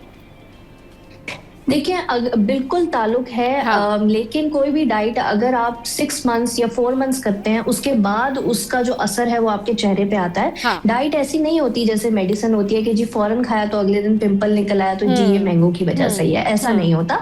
4 से 6 महीने लगते हैं हर डाइट को। और जहाँ तक एक्नी का है, तो अगर आप फ्राइड फूड आइटम्स बहुत खाते हैं, ऑयली फूड बहुत खाते हैं, बाहर से बहुत ज्यादा खाना खाते हैं, आपकी डाइट में पानी की जो इनटेक है वो बिल्कुल अच्छी नहीं है, तो दाने बिल्कुल आएंगे। लेकिन इसके लिए सोल्यूशन भी ये है कि पहली चीज तो ये है कि आपने अपनी हाइड्रेशन, वाटर इनटेक गर्मियों में वैसे भी बहुत अच्छी रखनी है। सेकेंडली आपने जो है वो सब्जियों का इस्तेमाल या वाटर डेंस ऐसी चीजों का इस्तेमाल करना है जिसमें वाटर ज्यादा होता है, जैसे क्यूकम्बर हो गया, उसमें वाटर है, वाटरमेलन हो गया, तो ऐसी चीजों का इस्तेमाल करें। थर्डली इन्फ्लेमेशन कुछ लोगों को होती है, कुछ लोगों को मैदा सूट नहीं करता, कुछ लोगों को लैक्टोज इंटॉलरेंट होते हैं, तो उनका क्या होता है कि जब भी वो ऐसी चीज खाएंगे जो बॉडी एक्सेप्ट नहीं कर रही, तो उनके चेहरे पे उसका असर नजर आता है। जैसे कुछ लोग उठते हैं तो उनका रिंग साइज जो है वो सुबह चेंज हो जाता है, हाँ। स्वेलिंग की वजह से जो है वो उनकी रिंग जो है वो उनको पूरी नहीं आ रही होती, तो वो कहते हैं कल तो साइज पूरा था तो आज ऐसा क्या हो गया। तो जब भी बॉडी में कभी कभार सॉल्ट इनटेक ज्यादा हो जाती है, या कोई ऐसी चीज है जिससे आप एलर्जिक है किसी फूड आइटम से, या आप इंटॉलरेंट है दूध से और आपने वो चीज ले ली है, तो उसका असर फिर आपको नेक्स्ट डे स्वेलिंग में या रेडनेस में या एक्नी में नजर आएगा, क्योंकि बॉडी आपको साइन देती है कि कोई मसला हुआ है, तभी बॉडी ऐसे आपको शो कर रही है। तो आपने जल्दी से फिगर आउट करना है कि उस दिन आपने क्या खाया है और आपने वो लेना फिर बंद कर देना। सही, वो चीज़ें आपने लेना फिर बंद कर देनी है। चलिए जी, हमारे साथ मिनाइल मौजूद है, ब्रेक लेते हैं, ब्रेक के बाद आते हैं वापस और फिर कंटिन्यू करते हैं डिस्कशन।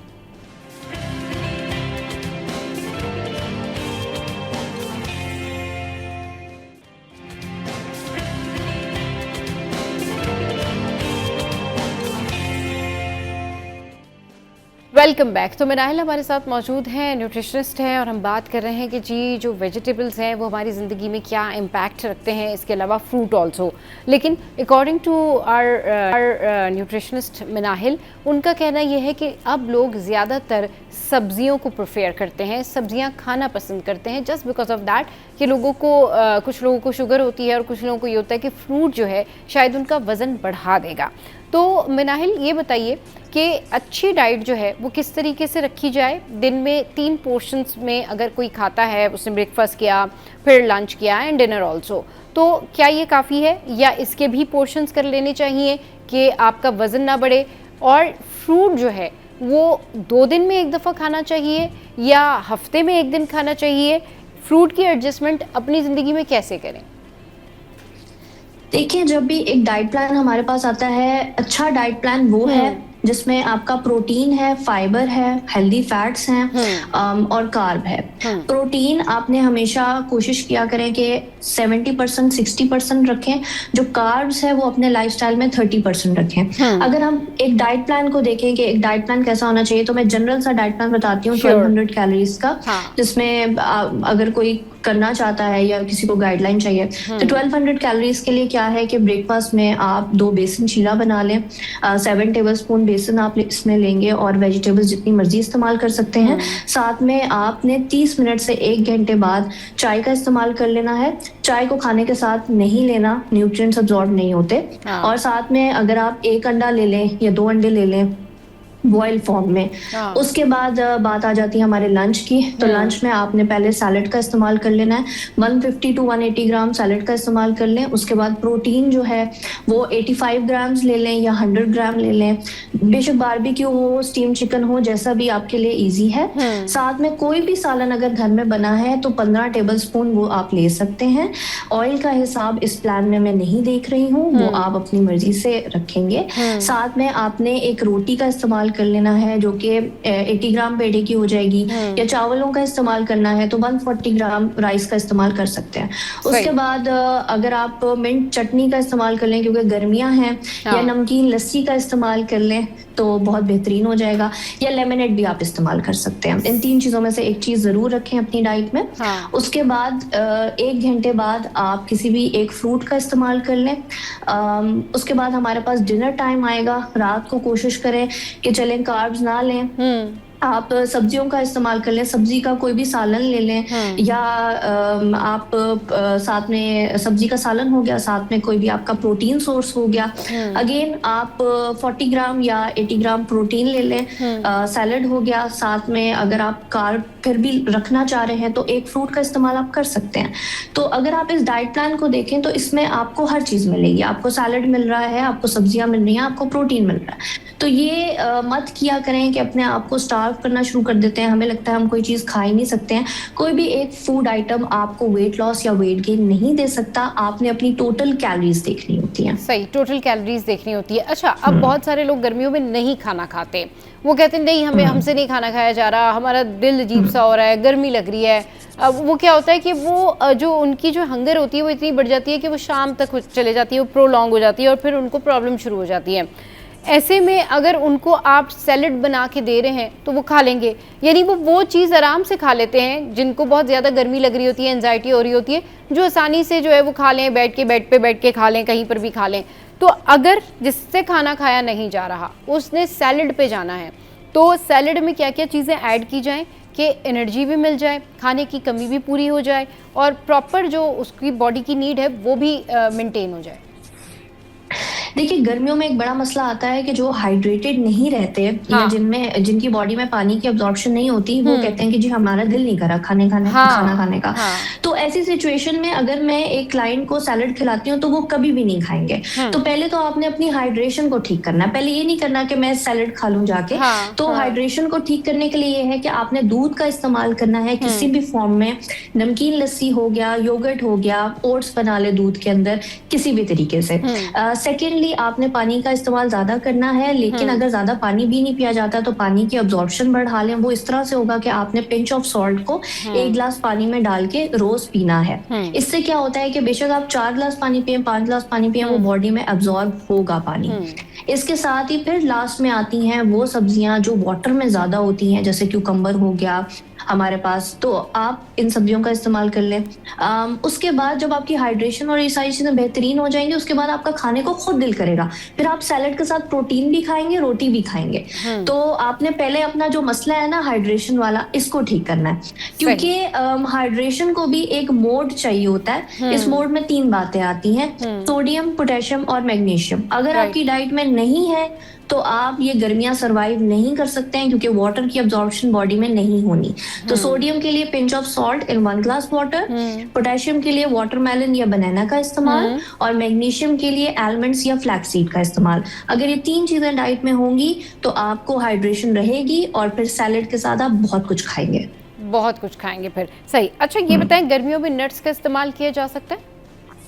हाँ जी, बिल्कुल किया जा सकता है, लेकिन आपने क्वांटिटी पे फोकस रखना है। नट्स एक हेल्दी फैट्स हैं जिनसे आपको एंटीऑक्सीडेंट प्रॉपर्टी मिलती है, आपका स्किन, हेयर, नेल्स के लिए बहुत अच्छे हैं। तो 7 to 8 नट्स अगर आप ले रहे हैं दिन में, तो वो आपको बिल्कुल भी नेगेटिव इम्पैक्ट नहीं देगा, एज लॉन्ग एज आपको कोई एलर्जी नहीं है। बिल्कुल, वो फिर आप अगर एलर्जिक हैं तो फिर प्रॉब्लम होती है, क्योंकि बहुत सारे लोगों को कुछ नट्स खाने से भी ना प्रॉब्लम होती है या एलर्जी होती है। वो मैंने ये भी सुना है मनाइल कि लोग कहते हैं जी हमारा तो वेट गेन हो गया है, हमने नट्स खाने शुरू किए, हमारा वजन बढ़ गया है। ये सही है, सच है?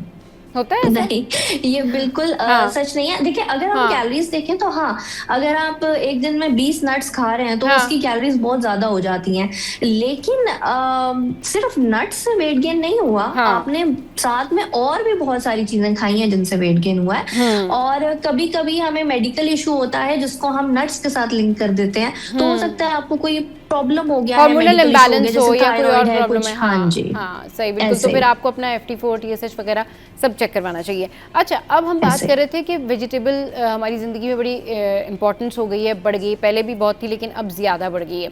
तो ये बताएं कौन से ऐसे वेजिटेबल्स हैं जिनको हफ्ते में एक दफ़ा ज़रूर खाना चाहिए? ऐसी सब्जियाँ कौन सी हैं?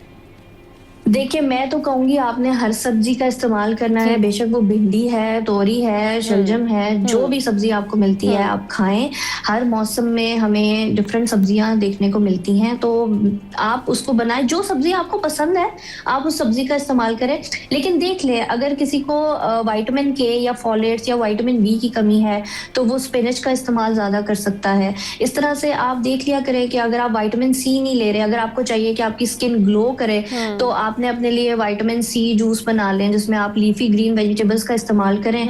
लीफी ग्रीन में जितनी भी आ जाती है, स्पिनच है, हमारे पास लेटस है, मिंट लीव्स हैं, उनको आपने डाल लें 1 गिलास पानी में, और साथ में थोड़ा सा लेमन डाल लें, और इस तरह से अपने लिए आप हेल्दी स्मूदीज बना लिया करें गर्मियों में। तो आपकी सारी जो न्यूट्रिएंट्स हैं, मिनरल्स हैं, ये आपको इस तरह से मिल जाएंगे। सही। अच्छा, अब सोई डिश का इस्तेमाल लोग बहुत ज़्यादा करते हैं मनाहिल, और वो कहते हैं जी हमें क्रेविंग है, मीठे की हमें क्रेविंग है। ठीक है, हेल्दी है, ये खा सकते हैं? देखिए, हेल्दी एक चीज तब तक है जब तक आप एक्सेस में उसको नहीं ले रहे हैं। हाँ। अब मीठे की क्रेविंग तब होती है जब आपकी डाइट में प्रोटीन अच्छा नहीं होता। अगर आपको मीठे की क्रेविंग हो रही है तो आप ये सोचें कि आज पूरे दिन में मैंने अपनी प्रोटीन इनटेक अच्छे से ली है हाँ। या नहीं ली। हाँ। तो अगर आपने प्रोटीन अच्छा नहीं लिया तो फिर इसका यही मतलब है कि आपको शुगर इनटेक बॉडी क्रेव करेगी। हाँ। अब जहां तक बात है चीनी की, मेरे कुछ ऐसे क्लाइंट्स होते हैं वो कहते हैं कि जी अगर आपने प्लान देना है तो उसमें चीनी वाली चीजें ज्यादा ऐड करें। हाँ। क्योंकि हम तो चॉकलेट और बिस्किट इन चीजों के बगैर रह ही नहीं सकते। अब जब बात आती है मॉडिफिकेशन ऑफ डाइट की, तो उसमें आपने ऐसा लाइफस्टाइल देना है जो क्लाइंट एक्सेप्ट कर सके। तो मैं हमेशा यही कहती हूँ, बिस्किट खाने का दिल करता है तो प्रोटीन बार खा ले, चॉकलेट खाने का दिल करता है चॉकलेट खा ले, डार्क चॉकलेट, वही मैं आपसे अभी कहने लगी थी। बिल्कुल, जी जी जी जी। और अगर फिर भी मीठे की क्रेविंग है तो हाँ। किशमिश का इस्तेमाल कर लें, कोई भी मीठा फ्रूट खा लें, आम खा लें, घर में कोई फ्रोजन योगर्ट ले लें, उसके अंदर कोई फ्रूट डालें, जैसे स्ट्रॉबेरीज डाल लें योगर्ट में, उसको आप फ्रीज कर लें, फिर उसके ऊपर थोड़ी सी डार्क चॉकलेट डालें तो बड़ी अच्छी सी कैंडी बन जाती है। तो इस तरह से आप अपने लिए कर सकते हैं और फिर आहिस्ता आहिस्ता आप अपने आप को ट्रेन कर सकते हैं कि कैसे हमने जो है वो अच्छे मीठे की तरफ जाना है और एक बैलेंस तरीके से खाना है। बैलेंस तरीके से खाना है। बहुत शुक्रिया Manahil, thank you very much for your time. और अपनी जो लाइफस्टाइल है उसको मेंटेन करना ज़रूरी है, डाइट को मेंटेन करना बड़ा ज़रूरी है। ये बड़ा बेनिफिशियल है क्योंकि अब जो सीज़न है ना, इसमें लोगों को मुख्तलिफ़ किस्म की बीमारी, और सबसे ज़्यादा जो है गैस्ट्रो है, सबसे ज़्यादा जो है लो बीपी है, शुगर जो है वो लो हो जाती है कुछ लोगों की। तो इस मौसम में अपनी डाइट का खास ख्याल रखें। चलिए जी, शोबे यहाँ वक्त एक ब्रेक का, ब्रेक के बाद वापस आएंगे, फिर एक और टॉपिक आपके साथ में शेयर करेंगे।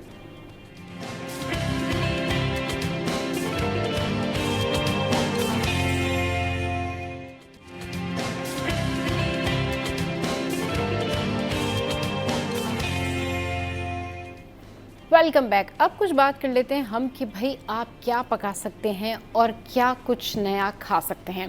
हम हमेशा वीकेंड पे जो है आपके साथ में रेसिपीज़ शेयर करते हैं और इसके लिए हमारे साथ हमारे शेफ़ जो हैं वो हमें ज्वाइन करते हैं। तो आज हमें जिन शेफ़ ने ज्वाइन किया है वो हैं जी बुशरा राजपूत, कुकिंग एक्सपर्ट हैं। उनको शो में वेलकम करते हैं। अस्सलाम वालेकुम बुशरा, कैसी हैं आप? कैसी हैं आप? ठीक है?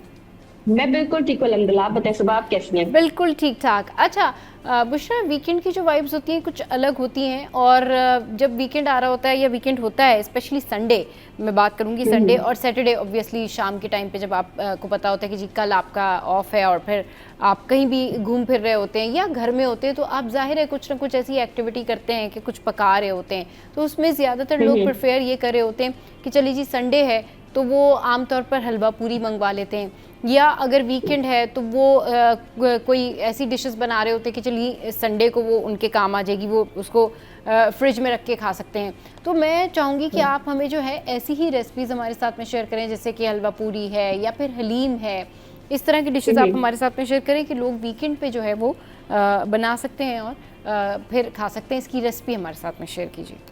ठीक है। अच्छा, मैं आपकी जब बात सुन रही थी तो मैं आपको यही बताऊंगी कि मैंने कल भी हलीम ही बनाया हुआ था। अच्छा। कल नहीं परसों, जब संडे था। क्योंकि मुझे लगता है बहुत इजी है और आपको ना फुल ऑफ न्यूट्रिशन है। एक ही वक्त में आपको दालें और गोश्त का जो है ना सब कुछ इनटेक एक साथ हो जाता है। लेकिन यह है कि अच्छी मिकदार में खाएं, बहुत ज्यादा नहीं खाएं, बैलेंस रख के खाएं तो अच्छा होता है और आपका पूरा दिन भी गुजर सकता है। और हलीम दूसरे दिन खाएं तो और भी बहुत ही अच्छा हो जाता है। मैं रेसिपी शेयर करती हूँ आपके साथ बहुत इजी वे में। हलीम की रेसिपी आप बताइए जी। बिल्कुल। अच्छा, अब आपने डिपेंड करता है कि लोग जो है दालें भी अपनी मर्जी से भी ऊपर नीचे कम ज्यादा कर सकते हैं। तो उसमें जो सबसे इम्पोर्टेंट दाल जो होती है वो मूंग मसूर की दाल जाती है। सब चीजें आपको हम वजन लेनी होती है। अगर आप एक चीज 1 कप ले रहे हैं तो दूसरी चीज भी 1 कप ही होगी। मूंग की दाल, मसूर की दाल जाती है, इसमें उड़द दाल जाती है। माश की दाल इंपॉर्टेंट इसलिए क्योंकि माश की दाल से लेस आती है हलीम में, वो आप इसमें ऐड कर देंगे। और चने की दाल जाती है, राइस जाता है, चावल जाता है। आपको टोटा यूज करना है, आपके घर में नॉर्मल जो राइस रखा है वो करें। गेहूं जाता है और जो रोल्ड ओट्स आते हैं, ये एक सीक्रेट मैं आपको बता रही हूँ, अपने हलीम में हमेशा ऐड करती हूँ। हलीम जब तैयारी पे आ रहा होता है तो रोल्ड ओट्स जो हमें मिलते हैं वो आप डालें तो उससे जो ना वॉल्यूम भी बढ़ जाता है और बहुत अच्छा मुंह में एक दाना आपके मुंह में आ रहा होता है। अब गोश्त तो वो है जितना गुड़ डालो उतना मीठा होने वाली बात है। आप गोश्त ऐड करें, गोश्त को अलग आप बॉईल होने के लिए रख सकते हैं। आप चाहे कोरमे का प्रॉपर मसाला भी बना सकते हैं, या तो 3 मसाले डालें, नमक, मिर्च और हल्दी। वरना फिर कोरमे का मसाला आता है जिसमें गरम मसाले आप सारे डालते हैं, उसमें बड़ी इलायची को स्किप नहीं करना होता। जो खड़े गरम मसाले उनको आप कूटे, पीसें, साथ डालें, कोरमा अच्छा खुश रंग तैयार करके वो दालें भी उसी में डाल के अब आप उबलने छोड़ दें और घोटना शुरू कर दें। अब अगर प्रेशर कुकर है तो आपका काम जो 6 घंटे का था वो आप 2 घंटे में करके फारिग हो जाएंगे। मैं भी प्रेफर यही करूंगी, क्योंकि आपको पता है गैस की लोड शेडिंग से तो हम आजकल 2-4 हुए हुए। जी तो बिल्कुल। फिर बस हाँ। अब आपने गोटा लगाना है अच्छे वाला। तो आपका प्रेशर कुकर है या नॉर्मल कुकिंग करके जब दालें गल गई, गोश्त गल गया, अब आपने उसको गोटा लगाना सही, और वो आपका हलीम चल जाता है। हलीम बनता है, आप पता है इतनी भी दालें भिगोएंगे दालें इतनी हो जाती हैं, तो वो क्वांटिटी इतनी बढ़ जाती है। जब आप 3 लोगों के लिए बना रहे, आराम से 6 से 7 लोग उसको आप फीड कर सकते हैं, आप बांट भी सकते हैं। पूरा दिन निकल जाता है, अगले दिन भी आप उसे आराम से एंजॉय करेंगे, एंजॉय कर सकते हैं। अच्छा ये बताइए कि ये तो आपने बड़ी ज़बरदस्त अच्छी रेसिपी बताई, हलवे वगैरह भी जो है वो लोग बहुत पसंद करते हैं, तो उस हवाले से बताएं कि उसकी क्या रेसिपी है। हाँ बिल्कुल, मैं बताती हूँ आपको। अगर आप कहेंगी कि जैसे सूजी का हलवा खाया जी, जाता जी, है, सूजी का दरअसल इसके साथ हलवा पूरी के साथ खाया जाता जी। है। लोग कहते हैं कि ये जो घर में हम बनाते हैं उसमें एक लेस नहीं आती, जब हम बाहर जाते हैं वो इतना लचक वाला हलवा कैसे होता है, तो बाइंड उसकी सा टिप मैं हलवा आपसे होता है, हाँ, बिल्कुल। टेस्टी सा। अभी होता है, हम यहाँ पे क्या करेंगे, अगर आप सूजी 1 कप ले रहे हैं तो आप जो है पानी उससे 3 गुना ज्यादा, 3 कप पानी आप लेंगे, ठीक है। चीनी जो है आप अगर 1 कप डालना चाहें, 1.5 कप डालना चाहें, मैं हमेशा सबसे कहती हूँ चीनी जो है या नमक और मिर्च होती है हर खाने में अपनी फैमिली के लिहाज से डाला करें, ठीक है। बस आपने पानी हर चीज में 3 गुना डालना है हर हलवे की। अगर मैं आपको पहचान बताऊं, अगर सूजी का हलवे में हम बात करें, उसमें आप कलर भी डालें। पहले आप सूजी को भूने अच्छे से हरी इलायची के साथ, घी में भूना हरी इलायची के साथ, उसके बाद उसमें पानी डालें, शुगर भी साथ डाल दें, और आप फूड कलर डालें, ऑरेंज कलर जो बाहर मिल रहा होता है वो उसके, वरना कुछ लोग येलो भी रखते हैं उस हलवे को। और भूनते भूनते सूजी जो है अगर आपने 1 कप भी इतनी यूज की है तो फूल के इतनी सारी हो जाती है। अच्छा,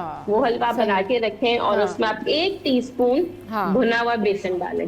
वो लचक आती है, उससे वो शाइन आती है जो बाहर में मिलता है, उससे फिर वो शाइन आती है, उससे फिर वो लचक आ जाती है। अच्छा, ये तो आप बड़ी ज़बरदस्त रेसिपीज हमारे साथ में शेयर कर रही हैं। ये बताएं कि गर्मियों में इस सीज़न में जो है वो मशरूबात का इस्तेमाल भी बहुत ज़्यादा किया जाता है, तो किस तरीके से ये मशरूबात जो है बनाए जा सकते हैं। आप कौन से जो है वो शरबत की, या आप कौन से जो है वो हमें ऐसी रेसिपी हमारे साथ में शेयर करिए जो गर्मियों में लोगों की काम आए, मज़े की भी हो और एनर्जी बूस्टर भी हो। अच्छा ठीक है। अच्छा, अब इसमें तो 2 वेरिएंट्स हैं, या तो आप बिल्कुल देसी की तरफ चले जाएं, या फिर आप बिल्कुल इस तरह आ जाएं कि आप स्लशेस बना रहे हो, मोहितोस बना रहे हो। उसका तो मतलब आप बोलें कि आप किस चीज का नहीं बना सकते कोई भी ड्रिंक। लेकिन मैं आपको बताती हूँ, मेरे फादर जो है जब भी बहुत गर्मियां आती हैं तो एक चीज है, इमली और आलू बुखारा हम वजन लेके उसको आप बॉईल करें अच्छा खासा पानी डाल के कि दोनों का अर्क निकल जाए, और उसको फिर आप छान के पानी शामिल करें और उसको पिएं। आपको गर्मी नहीं लगेगी। जो डिहाइड्रेशन है, हम पसीना तर हुए हुए होते हैं, लोग बेहोश हो जाते हैं इस गर्मी में, क्योंकि अभी जिस तरीके की गर्मी चल रही थी, आज तो मौसम कदरे बेहतर है कराची का, लेकिन ये आपकी जो है ना इम्यूनिटी को स्ट्रॉन्ग कर देता है। इमली और आलू बुखारा। वाटरमेलन तो अब केसेस बहुत सारे सामने आ रहे हैं, और आपको जो है वो किसी को सूट करता है किसी को नहीं करता, तो सेफर साइड पे रह के मैं ये कहूंगी इमली और आलू बुखारा पे शिफ्ट हो जाएं। उसके बाद तो अगर आप बोलेंगी स्लशेज हैं, मोहितोज हैं, उसमें आप कोई भी फ्रूट लें, ठीक है, उसको आप थोड़ा सा भी कुक करेंगे पानी में और शुगर में डाल के उसका एक मोलासेस तैयार कर लेंगे, बिल्कुल एक जैम कंसिस्टेंसी पे आ जाएगा। फिर आप उसमें चाहें तो नॉर्मल वाटर डालें, या फिर आप कोई भी फिजी ड्रिंक डालें व्हाइट, आइस के साथ सर्व करें, और बस। और अब तो आइस लाटेज भी चलने शुरू हो गई हैं, वो भी घर पे हम आराम से बनाते हैं अब तो। हाँ बिल्कुल। अच्छा अच्छा बुशरा, इशू ये होता है कि आजकल ना लोगों ने एक और भी बड़े ज़बरदस्त जो है वो हैक किया हुआ है घर में। मैं चाहूँगी कि आप ज़रूर इसको एलिब्रेट कीजिएगा कि वो क्या करते हैं कि वो उन्होंने जैसे कि लेमन वाटर है, यानी कि नींबू पानी है, नींबू पानी को वो आइस क्यूब्स की शक्ल में जो है वो फ्रीज़र कर देते हैं, और उसके बाद जब ज़रूरत हुई तो एक आइस क्यूब निकाला, उसको फिर पानी में डाला, फिर वो यूज़ कर लिया। वो बड़ा बेनिफिशियल रहता है। तो इस तरह के जो आइस क्यूब्स हैक हैं वो भी बहुत अच्छे होते हैं, एनर्जी बूस्टर होते हैं। आप हमारे साथ में शेयर कीजिए कि आइस क्यूब के तौर पर क्या बनाया जा सकता है।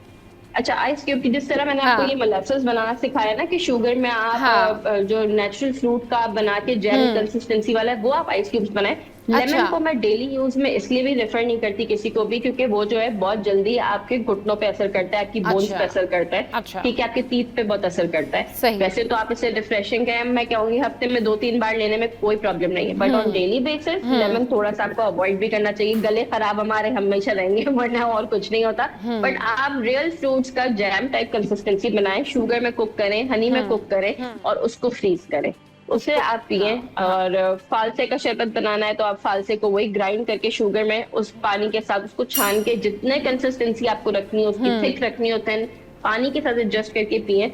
जितना नेचुरल होगा उतना अच्छा है, बट यस सही। कोशिश करें कि जो नेचुरल फ्रूट्स की तरफ जाए वो सही रहता है। सही, नेचुरल फ्रूट्स की तरफ जाएं तो वो उतना सही रहता है। अच्छा ये बताएं कि गर्मियों में हल्की ग़िज़ाओं का इस्तेमाल बहुत ज़्यादा किया जाता है, जैसे कि खिचड़ी हो गई या फिर दाल चावल हो गए, उसको अचार के साथ खा लिया, या फिर होता है कि जी वो तहारी, आलू की तहारी जो है वो बना ली। बिल्कुल बिल्कुल। हाँ, तो ये बताएं इस तरह की क्या हल्की फुल्की डिश आप हमारे साथ में शेयर कर रही हैं?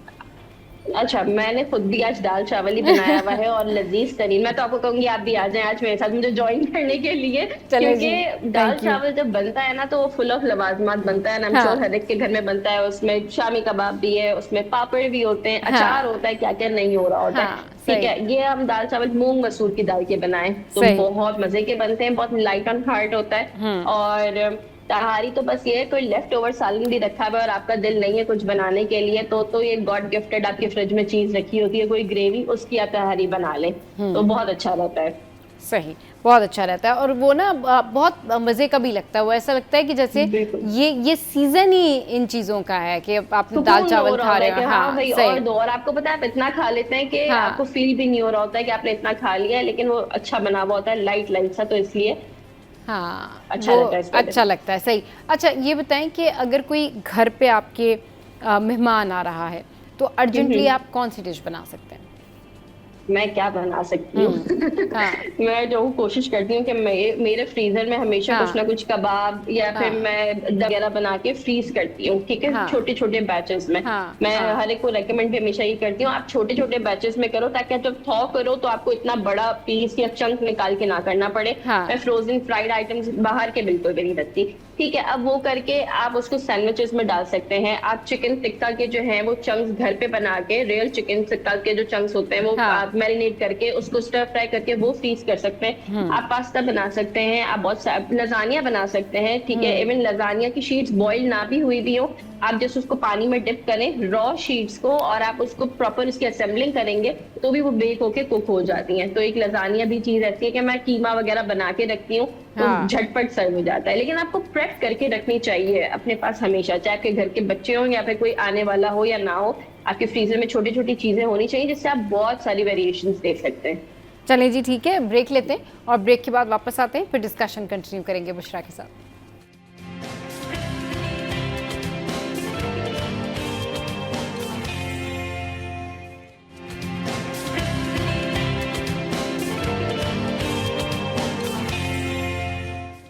Welcome back. तो बुशरा हमारे साथ मौजूद हैं और हम उनसे पूछ रहे हैं कि वो हमें कौन सी रेसिपीज़ जो है वो हमारे साथ में शेयर कर सकती हैं। अच्छा बुशरा, ये बताइए कि मीठे में बहुत सारे लोग मुख्तलिफ डिशेस बनाते हैं, उनको क्रेविंग होती है और वो चाहते हैं कि भाई ठीक है खाने के बाद हमें कुछ मीठे में भी मिल जाए, लेकिन घर में बहुत कुछ ऐसी चीज़ें नहीं होती। तो अवेलेबल चीज़ों के साथ घर में मीठे में गर्मियों में क्या बनाया जा सकता है?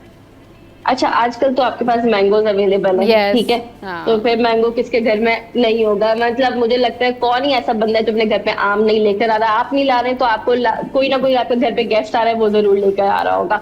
तो मैंने देखा है बहुत सारे लोग मैंगो डिलाइट बना रहे होते हैं, मैंगो से कस्टर्ड्स वगैरह बना रहे हैं। मैंने कुछ दिन पहले एक रेसिपी भी अपने चैनल पे भी शेयर की थी मैंगो फ्लोट के नाम से, अच्छा। जो कि बहुत वायरल है। मैं आपके साथ आप कहेंगी तो मैं जरूर शेयर करूंगी मैंगो फ्लोट की रेसिपी। उसमें आपको जो है वो एक कस्टर्ड टाइप बनाना होता है, लेकिन उसमें जो है क्रीम ऐड करके आप उसको चिल होने के लिए रख देंगे एक जगह पे, रूम टेम्परेचर पे आ जाए। फिर आप कोई भी बिस्किट लें, कोशिश करें डाइजेस्टिव हो या फिर मारियो बिस्किट होता है वो लें, उससे आप लेयर करेंगे विद मैंगो चंक्स। मैंगो की प्यूरी नहीं जाती इसमें, मैंगो चंक्स जाते हैं जिसको फ्लोटिंग उसमें कहते हैं कि वो फ्लोट कर रहा है। उस तरीके से आप लेयरिंग करेंगे biscuits, mango custard and mango chunks कर करके जितनी लेयरिंग आप करना चाहें करें, और फिर उसको ठंडा करें।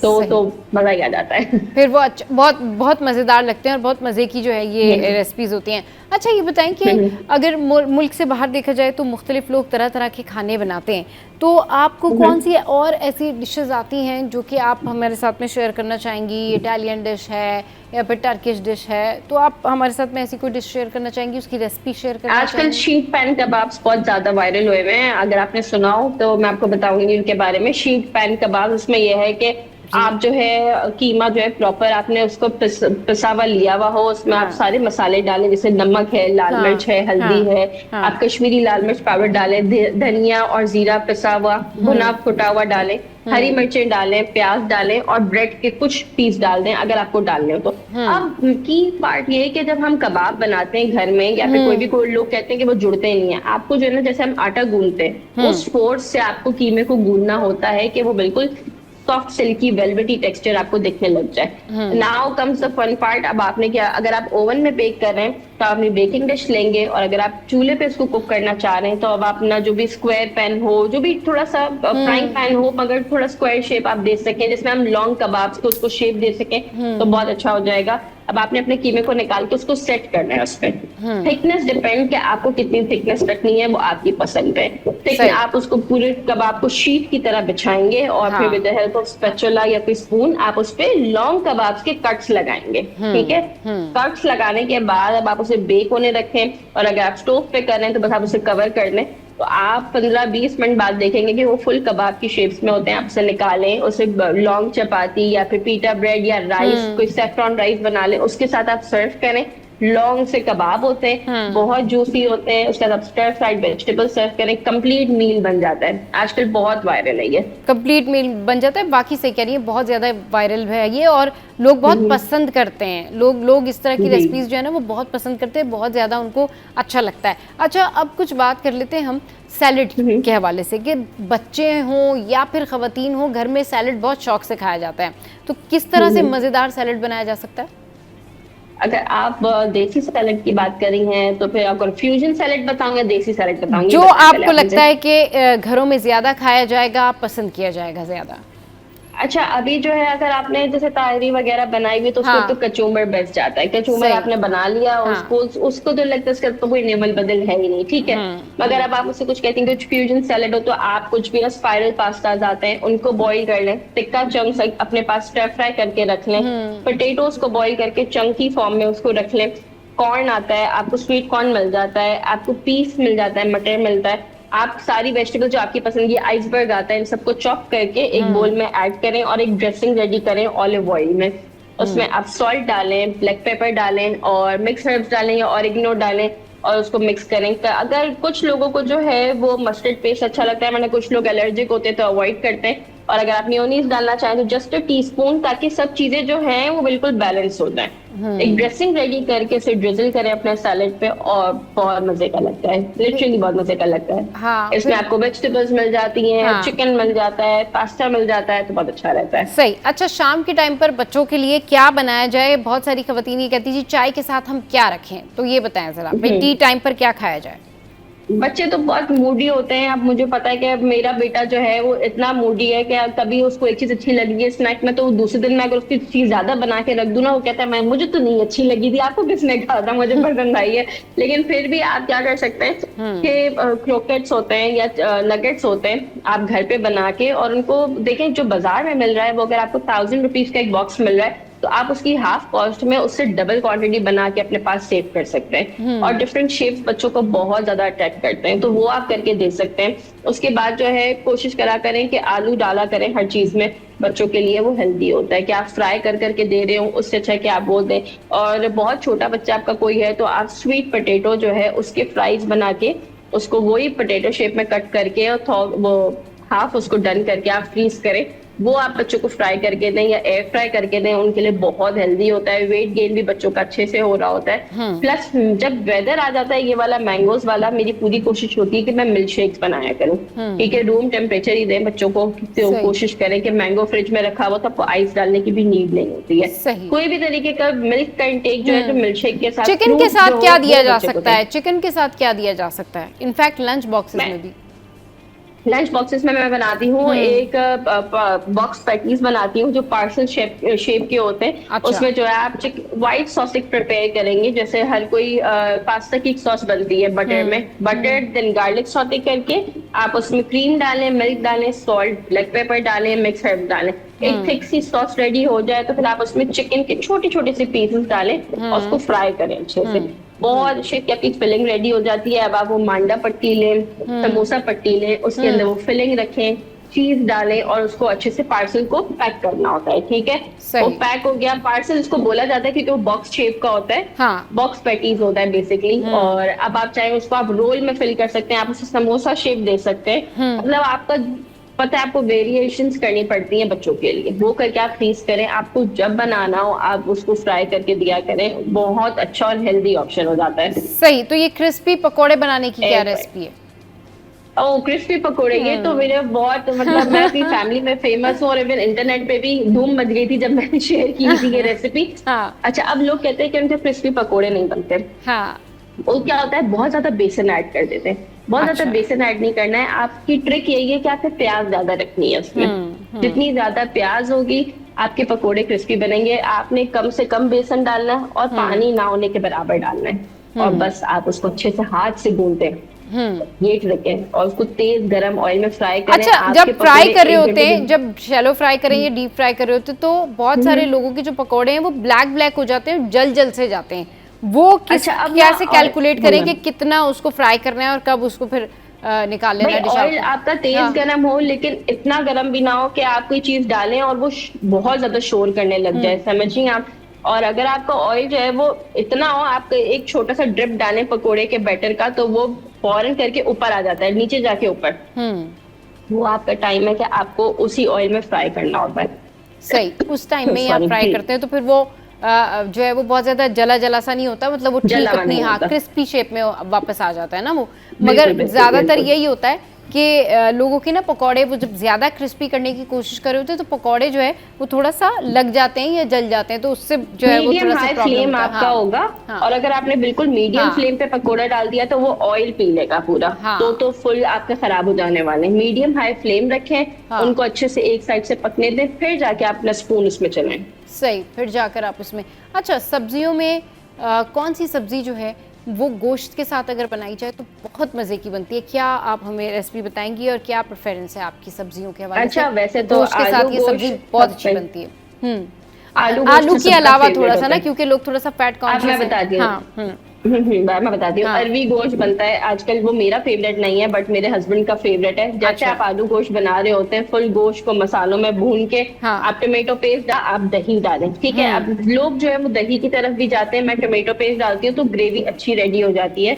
और आपने जो है अरवी अलग जगह पे हल्की सी स्टर फ्राई कर लेनी है, उसको छीलना पड़ता है और कोशिश करें हाथ में थोड़ा सा ऑयल वॉइल लगा के अरवी को पील किया करें, वरना उससे ना थोड़ी इचिंग हो जाती है हाथ पे। हल्का सा स्टर फ्राई कर देंगे तो उसमें ना एक अच्छा सा टेस्ट आ जाता है, जैसे हम चार हो जाती है थोड़ी सी। उसके बाद जो है वो अरवी ऐड करें, ठीक है। अब आप लौकी गोश्त भी मतलब गोश्त के सालन की रेसिपी ऐसी है कि आप जो है रेसिपी सेम है, अब आपको जो वेजिटेबल डालना है डालें। जो अरवी डालेंगी उसका एक अलग टेस्ट आ जाता है, लौकी गोश्त डालना चाहिए तो लौकी डालेंगी तो वो एक अलग ही टेस्ट की तरफ चली जाती है। एंड में ये होता है जब आपको शोरबा बनाना है तो आप शोरबे के लिए पानी ज्यादा डालेंगे, सालन रखना है पानी कम रखें। सर्विंग के वक्त धनिया फ्रेशली चॉप किया हुआ और हरी मिर्ची मोटी वाली डालें, गरम मसाला स्प्रिंकल करें, बस दैट्स इट। आपका हर सालन का जो है खुशबू का सीक्रेट यही है, ये तीन चीजें। लास्ट में ये करना ना भूला करें। सही, चलिए जी, बहुत शुक्रिया Bushra, thank you very much for your time. बड़े मजे मजे की रेसिपीज जो है उन्होंने हमारे साथ में शेयर की। शो में आप ट्राई भी करेंगी। शो में अब वक्त एक ब्रेक का, ब्रेक के बाद वापस आएंगे, फिर एक और पर्सनालिटी से आपको मिलवाएंगे।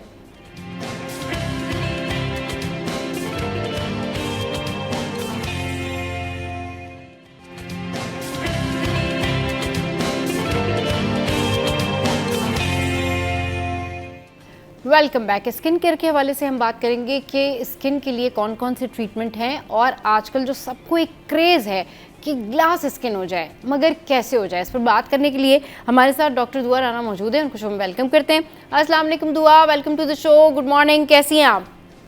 गुड मॉर्निंग, मैं ठीक हूँ, आप कैसे हैं? मैं बिल्कुल ठीक ठाक।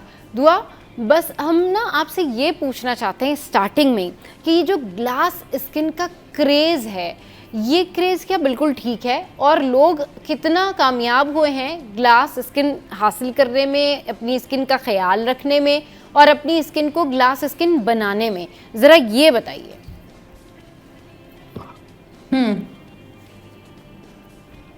जी जी दुआ। भाई देखें, ग्लास स्किन का क्रेज तो बहुत अच्छा है। मैं एक्चुअली बहुत खुश हूँ कि पाकिस्तानी औरतें एटलीस्ट अपनी स्किन केयर के अंदर बहुत तवज्जो दे रही है। पहले टाइम पे नानियां दादियां के बाद आई थिंक एक ट्रेंड हमारी अम्मियों के जमाने में डिसकंटिन्यू हो गया था कि हाँ। अपनी स्किन हेल्दी आदतें तरीके से। उस जमाने में नानियों की एक्चुअली ही ग्लास स्किन होती थी। उस जमाने में आपको याद होगा कि बड़ी अच्छी क्रीम्स आती थी, जार वाली हमारे पास आती थी क्रीम्स, वो लगाती थी नानियां रात को हाथों पे, मुंह पे, और उनकी एक्चुअली में काफी अरसे तक अच्छी स्किन रही है। बट ये है कि ये ट्रेंड सैडली हमारी मदर्स की जनरेशन में डिसकंटिन्यू हो गया और अब हमारी जनरेशन में, हमारे से थोड़े बड़े वाले बच्चों की भी, औरतों की जनरेशन में बेहतर हो गया ये ट्रेंड। तो ये है कि ग्लास स्किन हम कुछ हद तक अचीव कर सकते हैं, बट यही बात, इसके लिए कंसिस्टेंसी ज्यादा जरूरी है रादर देन हम महंगे प्रोडक्ट्स पे जाएं। अच्छा, आप ये कह रही हैं कि महंगे प्रोडक्ट्स पे ना जाएं, लेकिन इसके लिए कुछ और चीज़ें हैं जो कि कंटिन्यू करनी चाहिए। तो ग्लास स्किन के लिए क्या करना चाहिए, क्या ट्रीटमेंट है, ख़वातीन क्या यूज़ करें? अच्छा, पहला तो ये है कि ये जो ट्रेंड कोरिया से निकला था, उस ट्रेंड का सबसे बड़ा फायदा कोरियंस को ये है कि वो लोग बहुत अच्छे हैं सनस्क्रीन लगाने में, और उन जो नेचुरली स्किन भी है वो बहुत अच्छी है, बट ये है कि ऑल्सो उन्होंने वहाँ पे जो लोकल बेस्ड सनस्क्रीन है वो उन्होंने ऐसी क्वालिटी की बनाई है जो कि एक्चुअली यूवी इंडेक्स के लिए बेहतर है। तो हम भी आज अब जो नए डॉक्टर्स है, डर्मेटोलॉजिस्ट है, वो रिकमेंड करते हैं कि आप कोरियन बेस्ड क्रीम्स भी यूज करें, क्योंकि उनका बड़ा अच्छा सनस्क्रीन के लिए रोल है। तो पहला स्टेप ये है कि सबसे पहले किसी चीज को इलाज करने से पहले ये कि उससे परहेज करें और बचाव करें। तो ये है कि अगर आप खुले पे जाते हैं और आप सूरज में जाते हैं तो तपिश से भी बचें और उसकी डायरेक्ट शुआओं से भी बचें। ये बहुत जरूरी है। इंटेंसिटी और हीट से आप बचेंगे तो आपको सबसे ज्यादा बेनिफिट होगा। फिर ये है कि आप अच्छी हाइड्रेशन रखें, जिसका मतलब ये है कि बहुत सारा पानी पिएं। उसके अलावा आप अच्छा सन ब्लॉक यूज करें, हाइड्रेशन वाली क्रीम्स यूज करें, लाइट मॉइस्चराइजर्स करें। इससे आप एटलीस्ट ग्लास स्किन नहीं मिलेगी तो ग्लास स्किन जैसा इफेक्ट जरूर आएगा। बिल्कुल ठीक है, नहीं ग्लास स्किन नहीं भी मिलेगी तो उस जैसा इफेक्ट ज़रूर आएगा। चलें, अगर हम ग्लास स्किन के क्रेज़ को छोड़ भी दें तो स्किन बेहतर करना, स्किन स्मूथ करना, स्किन को साफ रखना, ये तो ख़वातीन की ख्वाहिश होती है, और उसके लिए क्या ट्रीटमेंट्स हैं, ज़रा ये बताएं कि रिजुविनेशन ऑफ स्किन कौन से ट्रीटमेंट से होगा, कोलेजन का इशू सॉल्व किस तरह से होगा, ये बताइए। अच्छा, देखिए, सबसे पहला तो मैं हर पेशेंट जो मेरे पास आता है, मैं उसको सबसे पहले ये चीज समझाती हूँ कि देखिए, जब तक आपका जख्म ठीक नहीं होता है ना, हम उसका इलाज नहीं कर सकते। इसी तरीके स्किन जो आपकी है वो आपका largest organ of the body है। मतलब अगर आप आपकी ऑर्गन से इसका कंपैरिजन करें तो ये आपका सबसे बड़ा ऑर्गन है, और हम सबसे ज्यादा तंग इस ऑर्गन को करते हैं by irritating it and by putting a lot of stuff. जैसे कि फॉर्मूला क्रीम्स लगाते हैं, बहुत सारी क्रीम्स लगाते हैं, अपनी मर्जी की बहुत सारी क्रीम्स मिक्स करके लगाते हैं, जो उनको फार्मेसी वाले दे देते हैं वो उठा के लगा लेते हैं। पड़ोस की आंटी ने दे दी तो उन्होंने लगा दी, घर के किसी मुलाजिम ने बता दिया तो उन्होंने लगा दी।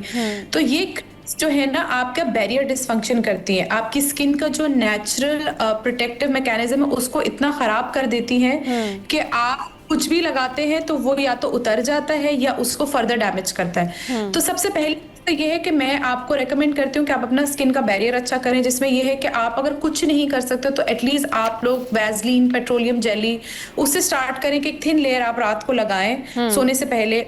आप उसको सुबह उठते ही first thing in the morning उसको वॉश करें। वैसलीन से ये होगा कि आहिस्ता आहिस्ता आपकी स्किन का जो वाटर लॉस है, ट्रांसएपिडर्मल लॉस जिसको हम कहते हैं, वो आपका कम आएगा। उससे आपकी स्किन लॉक्ड इन, आपका मॉइस्चर रहेगा पूरी रात, और आहिस्ता आहिस्ता आपकी स्किन बेहतर होना शुरू हो जाएगी। फिर दूसरी ये है कि आप हाइलुरोनिक एसिड जैसे प्रोडक्ट्स आते हैं मार्केट में, आप उसका जेनेरिक हाइलुरोनिक है, आप उसको किसी भी कंपनी में परचेज कर सकते हैं। उसको आप दिन में 2 बार लगाएं। जेंटल एक्सफोलिएट करें। केमिकल पील्स होती हैं, फर्स्ट स्टेप होता है, वो बड़ा अच्छा एक्सफोलिएट करती हैं। बड़े हार्श, बड़े ग्रैन्यूल्स वाले स्क्रब से अवॉइड करें, जो आजकल हमारे लिए चल रहे होते हैं, बड़े बड़े मोटे मोटे ग्रैन्यूल वाले स्क्रब, जो बॉडी के स्क्रब्स हैं वही फेस पे लगा रहे लोग, उससे बड़ा गंदा होता है। और फिर ये है कि आहिस्ता आहिस्ता आप जब अच्छी हैबिट्स रखेंगे, अच्छा खाएंगे, you are what you eat वाली बात बिल्कुल सच है। अच्छी ग्रीन लीफी वेजिटेबल्स खाएं, अपना फाइबर इनटेक अच्छा करें, तो क्यों नहीं आपकी स्किन उस चीज को सपोर्ट करेगी। आप अंदर से अच्छे होंगे तो बाहर से अच्छा लगेगा। सही, बिल्कुल। अच्छा, डार्क सर्कल्स के लिए क्या करना चाहिए, ये बताइए। डार्क सर्कल्स के लिए करंटली हमारे पास कोई ऐसे ट्रीटमेंट्स नहीं है जो उनको मैजिकली डिसअपियर कर दें। अच्छा। बहुत सारी चीजें बीच में आई थी जो जिनसे लगता है डार्क सर्कल्स डिसअपियर हो जाएंगे, पर अगर आपकी फैमिली में डार्क सर्कल्स हैं, आपकी अम्मी, दादी, नानी, किसी की टेंडेंसी है, आप बहुत ज्यादा स्क्रीन्स देखते हैं, आप टीवी देखते हैं, बहुत ज्यादा लंबे अरसे तक फोन यूज करते हैं, प्रोटेक्शन ग्लासेस नहीं यूज करते, तो आपके dark circle over time built up होते हैं। तो यह है कि बेस्ट तरीका तो यह है कि आप पहले अपना जो प्रिवेंशन है उस पर फोकस करें। क्योर में अब हमारे कुछ चीजें आ गई, जैसे पीडीआरएन्स आ गए हैं और एक्सोसोम्स वगैरह, सही, पीआरपी वगैरह है, पर उसकी लिमिटेड इनहैंसेबिलिटी है कि वो एक लिमिट तक उसको बेहतर कर सकते हैं। कंप्लीटली डार्क सर्कल्स किसी के जा नहीं सकते। हाँ, अगर आपकी हॉलोइंग है, मतलब जैसे कि खाली हो गया ये हिस्सा जो कि एज हो जाता है, उसको फिर हम लगा के फिक्स कर सकते हैं, बट वो भी पेशेंट टू पेशेंट वैरी करता है। हर पेशेंट पे, हर इंसान पे फिलर भी अच्छा नहीं लगता। अच्छा, ये जो आपने पीडीआरएन का बताया, ये बताइए बेनिफिशियल है, सूट करता है लोगों को? अगेन वही बात है कि पीडीआरएन हो, एक्सोसोम्स हो, पीआरपी हो, मैंने ये देखा है अपनी प्रैक्टिस में कि जिन लोगों की अच्छी हेल्दी हैबिट्स हैं और अच्छा हेल्दी उनका एनवायरनमेंट है, उनका सपोर्ट सिस्टम है उस चीज को, वो स्किन केयर हैबिट्स को करते, तो जब वो ये ट्रीटमेंट करवाते हैं तो वो उनको इनहेंस करते हैं। बट एक बंदा जो कि ऐसी जगह से आता है जो कि not that good in terms of hygiene and all of that, वो ये ट्रीटमेंट्स करवाता है तो उसको कोई खासा बेनिफिट नहीं होता है, बिकॉज वो ना उसको टॉप अप करने की पोटेंसी रखता है कि अगर आज आपने पा लिया तो जाहिर है हर ट्रीटमेंट, स्किन एक ऐसा ऑर्गन है जो कांस्टेंट मेंटेनेंस मांगता है, क्योंकि वो सबसे ज्यादा एनवायरमेंटल डैमेज को फेस करता है। आपके बाकी internal organs are very well protected by your body. ये बाहर की चीज, ये कांस्टेंट मेंटेनेंस मांगती है। इट्स लाइक अ गाड़ी जिसको आप कॉन्स्टेंटली उसको ऑयलिंग की भी जरूरत है, उसको बैटरी चेंज की भी जरूरत है। It's the same with one time go treatments नहीं है, बट हाँ, if you get them regularly तो yes, it does help your skin.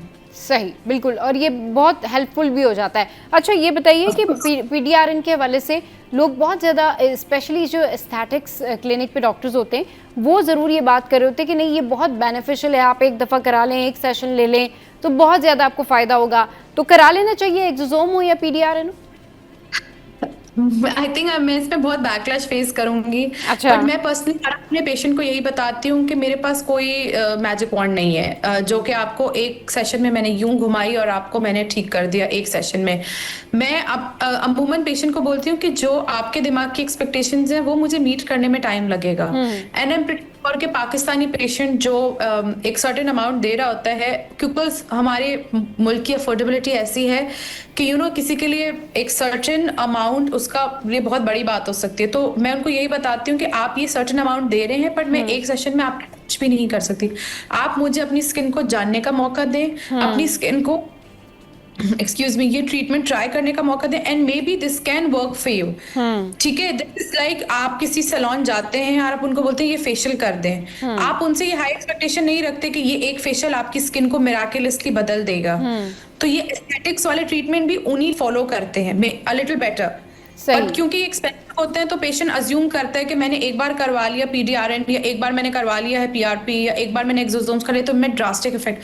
कुछ ब्लेम में हमारे अपने डॉक्टर्स पे भी डालती हूँ कि हम इतनी अनरियलिस्टिक एक्सपेक्टेशन सेट क्यों करते हैं पेशेंट के साथ कि एक सेशन में हो जाएगा। नहीं होगा, एटलीस्ट आप उसको 2 से 3 सेशन दें। मतलब आप ये कह रही हैं कि एक्सोसोम हो या पीडीआरएन हो, इसका एक सेशन काफी नहीं है, कम से कम 3 सेशंस हो तो फिर चीजें बेहतर होंगी, फिर आपकी स्किन बेहतर होना शुरू होगी। सही, सही। चलें, ठीक है, ब्रेक लेते हैं, ब्रेक के बाद वापस आएंगे, फिर डिस्कशन कंटिन्यू करेंगे।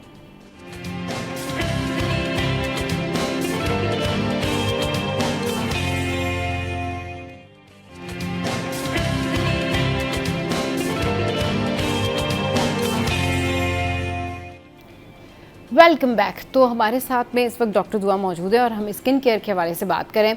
अच्छा दुआ, ये बताइए कि स्किन केयर किस तरह से करनी चाहिए? जब आप सुबह उठते हैं तो आपका स्किन केयर जो है वो स्टार्ट हो जाता है, तो आपने पहले फेस वॉश किया, उसके बाद आप क्या कुछ अपने चेहरे पर लगा सकते हैं और पूरा दिन अपनी स्किन की केयर कैसे करें?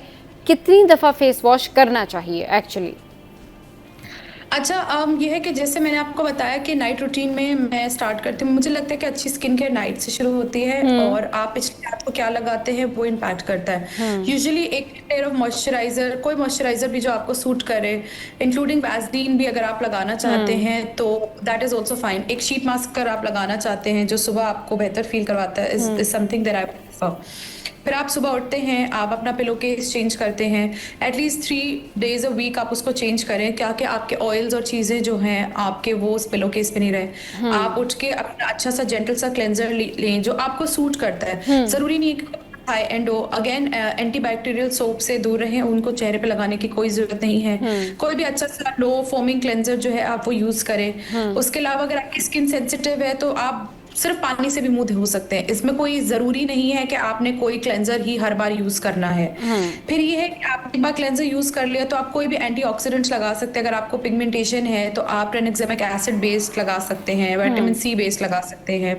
नाइसिनामाइड आजकल बच्चे बड़ा यूज कर रहे हैं, वेरी गुड, वो आप लगा सकते हैं और उसको आप लेयर करके एक मॉइस्चराइजर से उसको सील करें। कोई भी मॉइस्चराइजर सेरेमाइड्स बेस हो सकता है, कोलेस्ट्रॉल बेस हो सकता है, जो भी आपको अच्छा लगे कि आप मॉइस्चराइजर यूज करें और से बस मॉइस्चराइजर यूज करें। बिकॉज हमारा एनवायरनमेंट बहुत हॉट, ह्यूमिड और ट्रॉपिकल है तो हमें ज्यादा ऑयली चीजें सूट नहीं करती। उसके ऊपर आप अच्छी सी सनब्लॉक लगाएं and you are good to गो।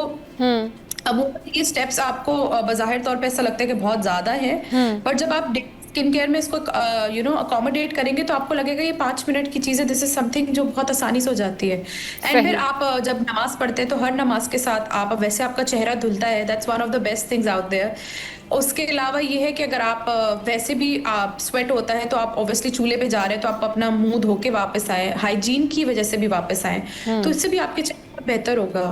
सही। अगेन हर बार क्लेंजर यूज करने की जरूरत नहीं है। अच्छा ये बताएं, स्किन केयर में बहुत सारे ऐसे जो है ना वो चीज़ें होती हैं जो कि जिनके ऊपर तवज्जो रखने की ज़रूरत है। आपके हेयर हैं, नेल्स हैं, ये चीज़ें भी मिलके आपकी पर्सनालिटी को बना रही होती है ना, कि मतलब अगर आपके टूटे फूटे जो हैं वो स्किन हुई हुई है नेल्स के सराउंडिंग में, या फिर आपके जो हेयर्स हैं वो आप कहीं कहीं से मतलब गंजपन का शिकार हैं, या आपके हेयर्स जो हैं वो टूट रहे हैं, गिर रहे हैं, झड़ रहे हैं, तो क्या डर्मेटोलॉजिस्ट इस हवाले से भी विटामिन्स या ट्रीटमेंट रेकमेंड करते हैं?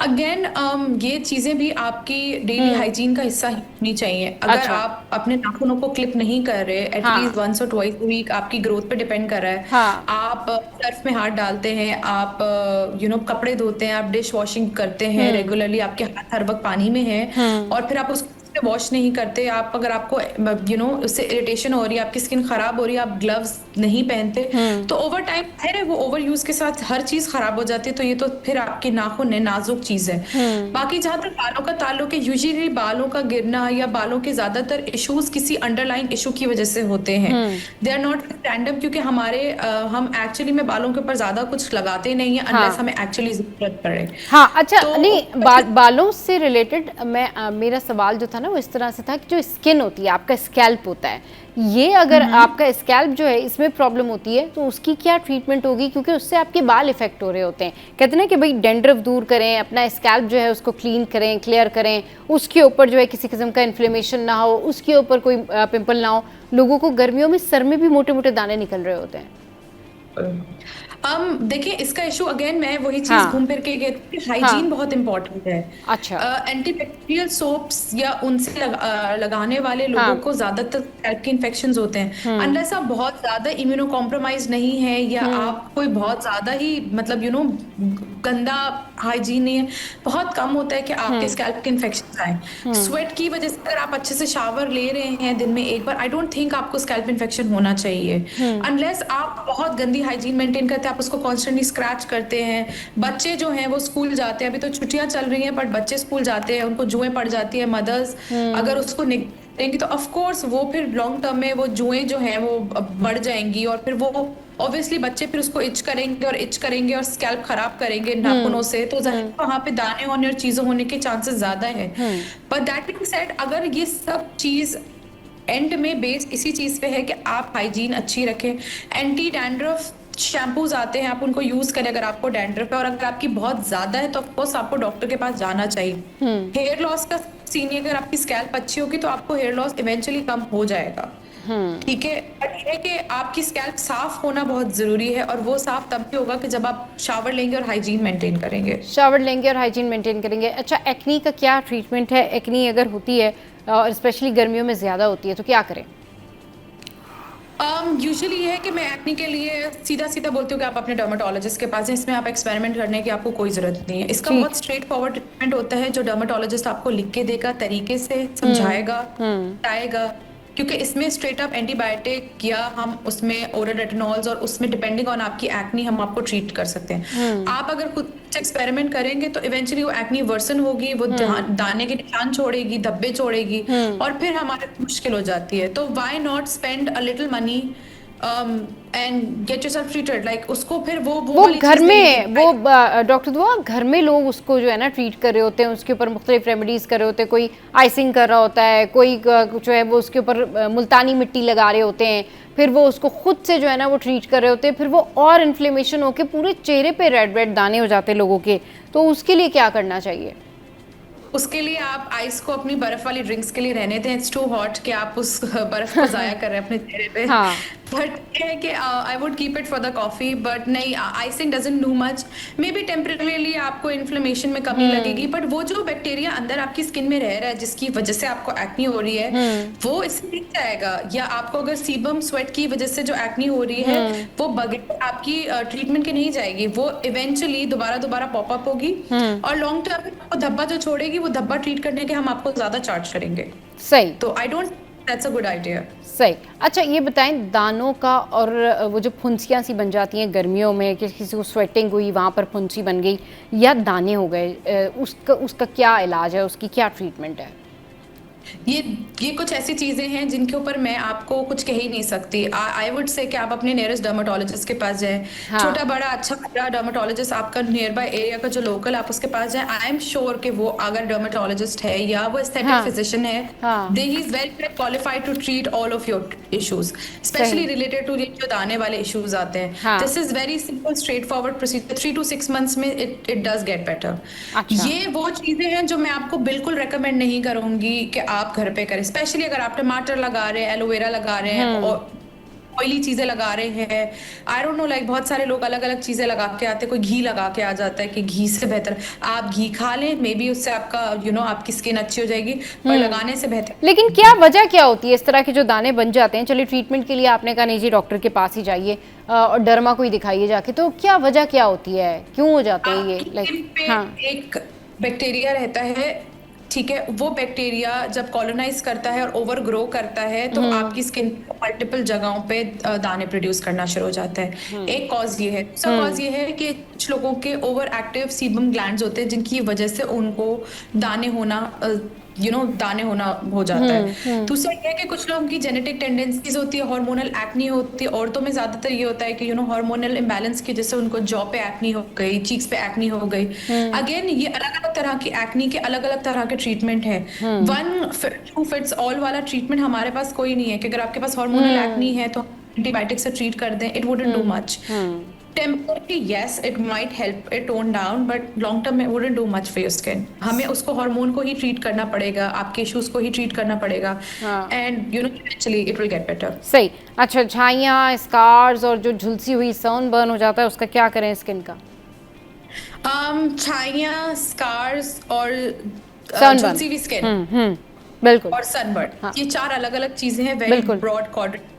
छाइयाँ ये कि अगर आपको प्रेगनेंसी में अच्छा आयरन और विटामिन्स मिल रहे हैं तो कुछ नई रिसर्च कहती है कि देयर इज अ चांस कि आपको छाइयाँ प्रोडक्शन कम हो।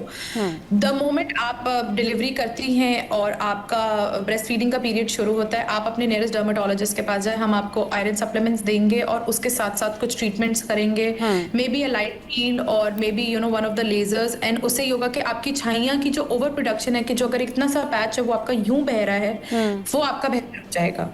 बाकी ये है कि आपकी जो झुलसी हुई स्किन है, आई अज्यूम झुलसी हुई स्किन का मतलब लटकी हुई स्किन ही है, ये है कि उसके लिए भी हमारे पास थ्रेड्स हैं कि हम उसको डायरेक्ट लिफ्ट कर देते हैं। हाइफू है के लिए अंदर डीप मसल को हम टाइटन करते हैं। एंड देन अगर आप बहुत एजेड है, अपने 60s में है और आपकी बिल्कुल लटक गई है, तो इवेंचुअली फिर उसका हल यही है कि आप प्लास्टिक सर्जन के पास वो डीप फेशियल लिफ्ट कर देते हैं। बाकी सनबर्न का ये है कि सनबर्न ओवर टाइम खुद ही ठीक हो जाता है, ज्यादा कुछ करने की जरूरत नहीं है, बस उसको मॉइस्चराइज इमोलिएंट लगाएं। उस एक केस में एलोवेरा का कुछ रोल मैं एक्सेप्ट करूंगी, बट वो भी सिर्फ फ्रेश एलोवेरा के कुछ केसेस में ये है कि aloe vera does help soothe inflammation, calamine lotion, aloe vera can help with the sunburn, but अगर आपको इंटेंसिव किस्म का सनबर्न है तो you will just have to wait it out, eventually सही हो जाता है। But do use a sunblock because raising cases of sunburn के साथ साथ skin cancers have been on the rise.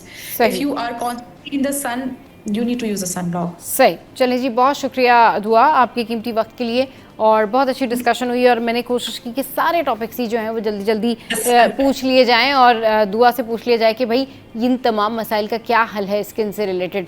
बहुत थैंक यू दुआ आपके टाइम के लिए। आज के शो से फिलहाल इतना ही। आज का शो आपको कैसा लगा ज़रूर बताइएगा हमारी सोशल साइट पर। हंसते रहिए, मुस्कुराते रहिए। Keep watching serious 10।